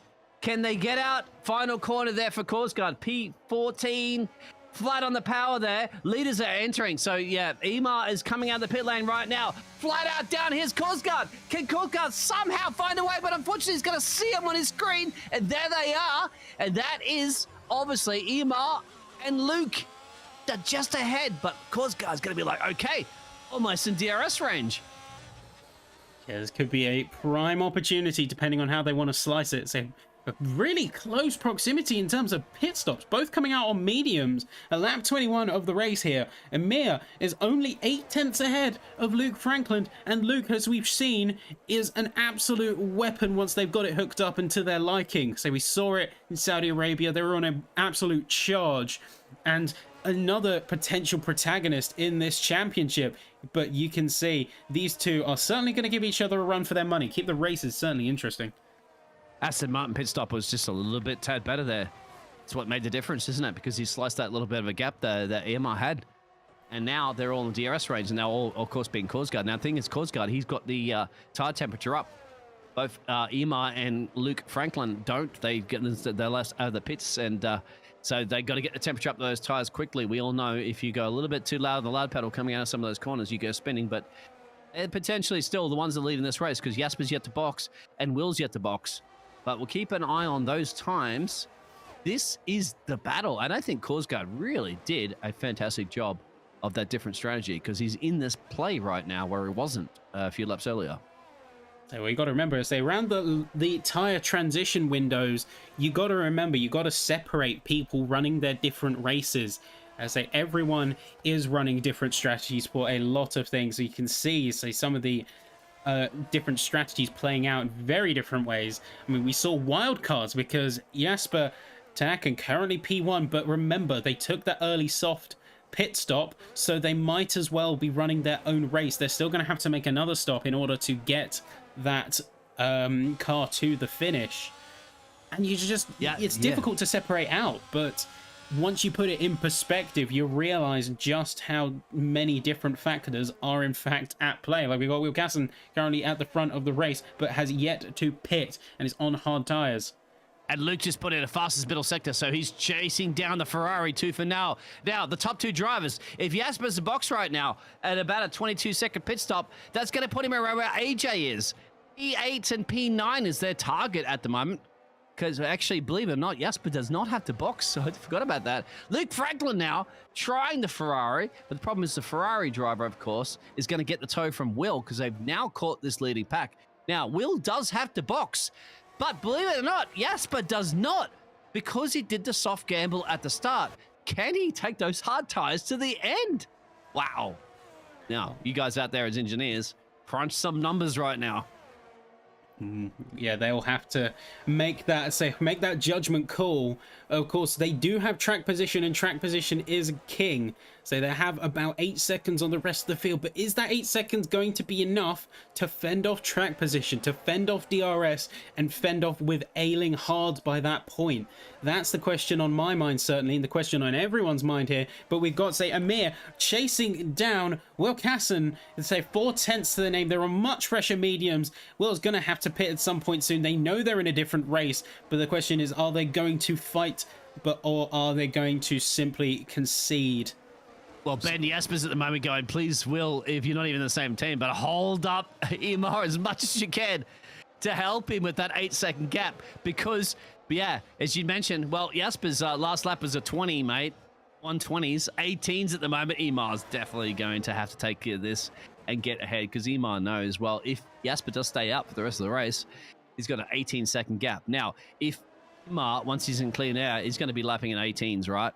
Jasper's going to be lapping 120s, if not getting later into the 121s towards the end of the race. So that's a 3-second or so lap difference. Plenty of time, I have to say, for the Ferrari driver to resume the lead of this race. So you've got 100%. Plenty of time thus far, as but they've got a very good standing. So Luke Franklin currently holding fastest lap, and half a second behind Amir here. They're really pushing to try and catch up, and you can see it in their driving style. You can see it in just how much they're willing to cut off the track while still staying within limits, which is very respectable. See Amir getting a little bit shifty, a little bit squirrely coming out through sector 2. It's going fast, man. He just set the fastest lap, fastest first sector. He's flying because he knows. Now, this is another thing, guys.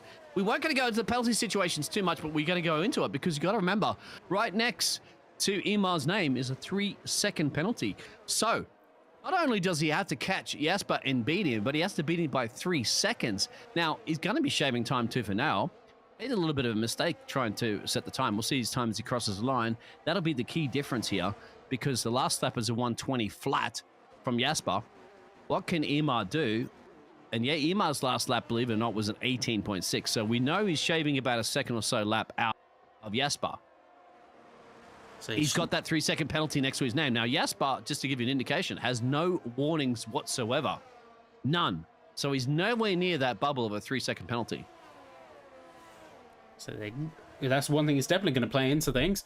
But say Luke is definitely putting that pressure on. So we saw a little bit of the timing sheets to say, despite everything, Luke is actually running a little bit faster overall lap on lap compared to Amir here. So you can see Joshua Bashford to say yielding blue flags, good sportsmanship there as always here in SwiftX, what we expect. And I think we just saw the point where Amir was racking up their warnings. Ryan's dropped places, I believe. Sorry, Rain. Anyway, but yeah, you're right. But this is the thing, guys at that chat, you're saying, okay, Luke, at the moment, if I was Luke, mate, I'd sit behind the Ferrari driver, even though you might be a little bit quicker, but you use that DRS train because Imar has penalties. Use that toe. You have a 2.7-second gap to your teammate down the road. Just stay behind him and just chill. Save your battery, save your energy, and just relax, relax, relax, because you're looking very, very good for a P2. Well, you got to remember as well, this is a battle of pride. Remember what happened at Saudi. I'm sure that's definitely playing on Luke's mind, and to that effect here, you know that they're going to be putting... They're going to be putting... We're thinking the same thing. It's the case of a driver's pride is at stake, not just points, not just a championship, a driver's pride. And you have to think about that. That's one thing you got to remember, because Franklin is looking to redeem themselves, is looking to put that time and put that pace on the board and commit and say, look, I am in this fight. Just because I got knocked out in Saudi does not put me out for the count. You saw how fast I am. Let me show you. You can see right here, they're on battle, continuing to lay into our championship protagonists here. It's not going to let up. No, they're not. But this is the problem. I'm just going down to the Mercedes. You know, I run around the Mercedes garage, and I'll tell you what, right now, Jasper tires are going to be close to the 70s soon. I don't think he can make him go to the end. Well, it can, but he's got to be losing at least 2 seconds lap. What do you guys think out there as engineers? You're engineering right now. You're Toto Wolff. What are you going to do to Jasper? Will's going in the pit lane. So Will's on a 1 lap older tires, and Jasper decided to go to the pit lane. If Jasper boxes right now, he's going to come out where Jacob is in P9. So can he make these tires go to the end? What do? You've got basically 7 laps to go, you're either going to be finishing close to the final points playing positions, or you can stay out and potentially just drop a couple, I guess, towards the end. That's a very tough call. It's a tough call a to make. safety car will throw all that out, of course, as you know. But yeah, what do you think, Ben? Yeah, it's a difficult call to make. One that you really can't afford to mess up. As far as I'm concerned, I think that they're gonna have to throw it aside. Jasper's not going to be able to make it on those hards. Remember, 80% is prime puncture territory. You're going to delaminate if you're pushing it too hard, and especially if you get yourself into a tight spot, because those tires, as good as they are, they say they're the hards, but they're really not all that durable in the grand scheme of things. So you've got Luke Franklin here, though, right on the tail of Emir. How are we going to see them play it out? It's about a 4/10 gap. They've got the DRS. Is it going to be enough? Emir's going to go narrow, going to claim the apex before swinging back out. I don't think it's going to be enough, even with the 2 DRS zones. Luke had that run, and seemingly something happened. I think Luke is smart, because remember, there's a penalty from Emma. Doesn't need to go for it, but forget that. I mean, AJ's actually going for it at the moment on Maxi for P7 and P8. But yeah, if I was Luke, I would sit behind. If you're engineers out there, you don't need to get the overtake. In fact, the DRS toe is great for you. You can save your energy and just continue on this one. You've got a P2 guaranteed. In fact, you might have a P1, because we still don't know if Jasper's going to box. And Jasper right now needs to be on damage limitation. So I think because he's either going to have to think about going in now, coming out around, and that's where Jacob is in P8, and then on fresh softs, slice your way through the field, which is a lot of time, of course. That's 20-something seconds to get back to where he was right now. That is tough. Are you okay with the pitches? Yes, they were just having a brief technical issue, and then we'll be right back in with things. Not to worry. So it's just a brief hiccup, and we'll be right back in with the action. Just trying to get back in now. If the audio is still working, I can keep you updated with that. Yeah, 100%. Please do. We're just jumping back in now. Luke's going to make a run right now. No, in fact, Luke is going to be happy, I think, at the moment, the engineers, yeah. Let him settle in behind Emar, because there's no point, once again, I'd say, to overtaking him. Emar, at the moment, just updated you guys, has the 3-second penalties. 3-second penalty. Especially in this race. But Jasper, at the moment, still putting in pretty damn good laps, considering he's on 20. He's only about a second slower than everybody else, which means this battle, of course, of Emar Durkovic and Luke Franklin. They're the ones. Korsgaard, 5 seconds down the road, trying to hold off Thomas Hardwick in P5, who's happy to sit that DRS. Luke, once again, just putting the pressure on Emar, but I don't think he's not thinking about the overtake just yet. I think it's wise and smart. Rain had come back out 18 laps now in P11 with penalties. AJ is good to see in P6 there, and he's in between a Alpine sandwich, but he's about 8 seconds down the road. And another closest battle, of course, is Thomas Hardwick on Korsgaard. That's a battle for P4, and that is a legitimate battle because A, none of those drivers have penalties. B, they're on the same tires. So that's 12-lap tires between the Haas and Alpine driver of Korsgaard and Thomas Hardwick. But still, Luke, happy to stay behind Emar, and I don't know if he's going to set a dummy up the inside. I think right now, Luke is going for it on the Ferrari. He's like, I'm sick of waiting behind you. All right, it's it. And Luke is now the drivers, isn't it? As you know, mate, it's that little bit of an edge there going, I'm ahead of the championship leader. Don't mind if he does. But there you go. That is really exactly what we were saying. It's the driver's pride coming into play. And of course, Emir is fast, but he's not pull 3 seconds on Luke gap fast. And that's something that we've seen come to a head right there. And Luke's now almost within 1 second DRS range of Jasper. Yes, it is. So now it's not a 2-horse race. It's a 3-horse race. Jasper's tires are blisteringly dirty and dangerous. About 74%. You said 80s or so. You're in puncture territory. Jasper has run out of time. He can't box now. He has to take him to the end. Problem is, look how the difference in speed is. Luke is hunting him down tooth and nail. If I was Jasper, I'd probably go, all right, I will let them pass and settle for a P3 and try to cover off Korsgaard at best. Otherwise, it could be a DNF.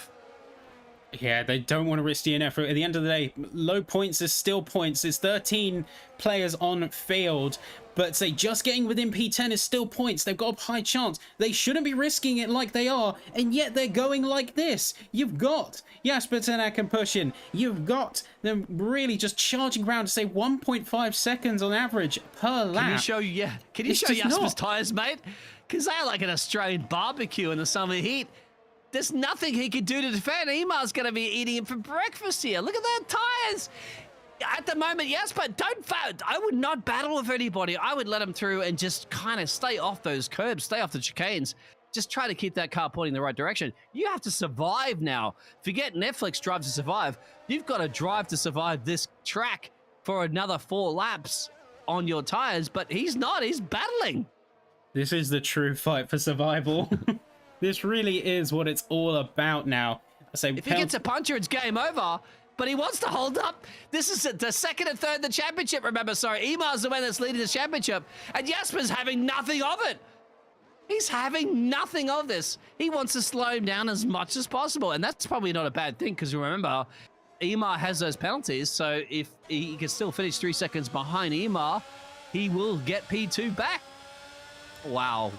I don't know what's going on here. I think what Jasper has done is Jasper has just effectively sealed Luke Franklin potentially getting a win here. They got stuck behind the Mercedes, where Luke essentially breezed on by.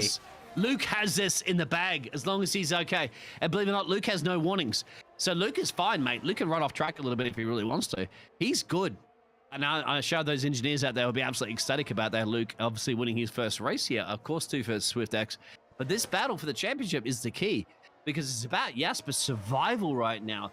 He's getting close to 80% on those tires. But the thing is, he's got a 3-second gap to Korsgaard. But Jasper wants to beat Emar, as you know. So now that Emar got past the gap, couple of laps, he needs to keep it within 3 seconds so he can finish ahead.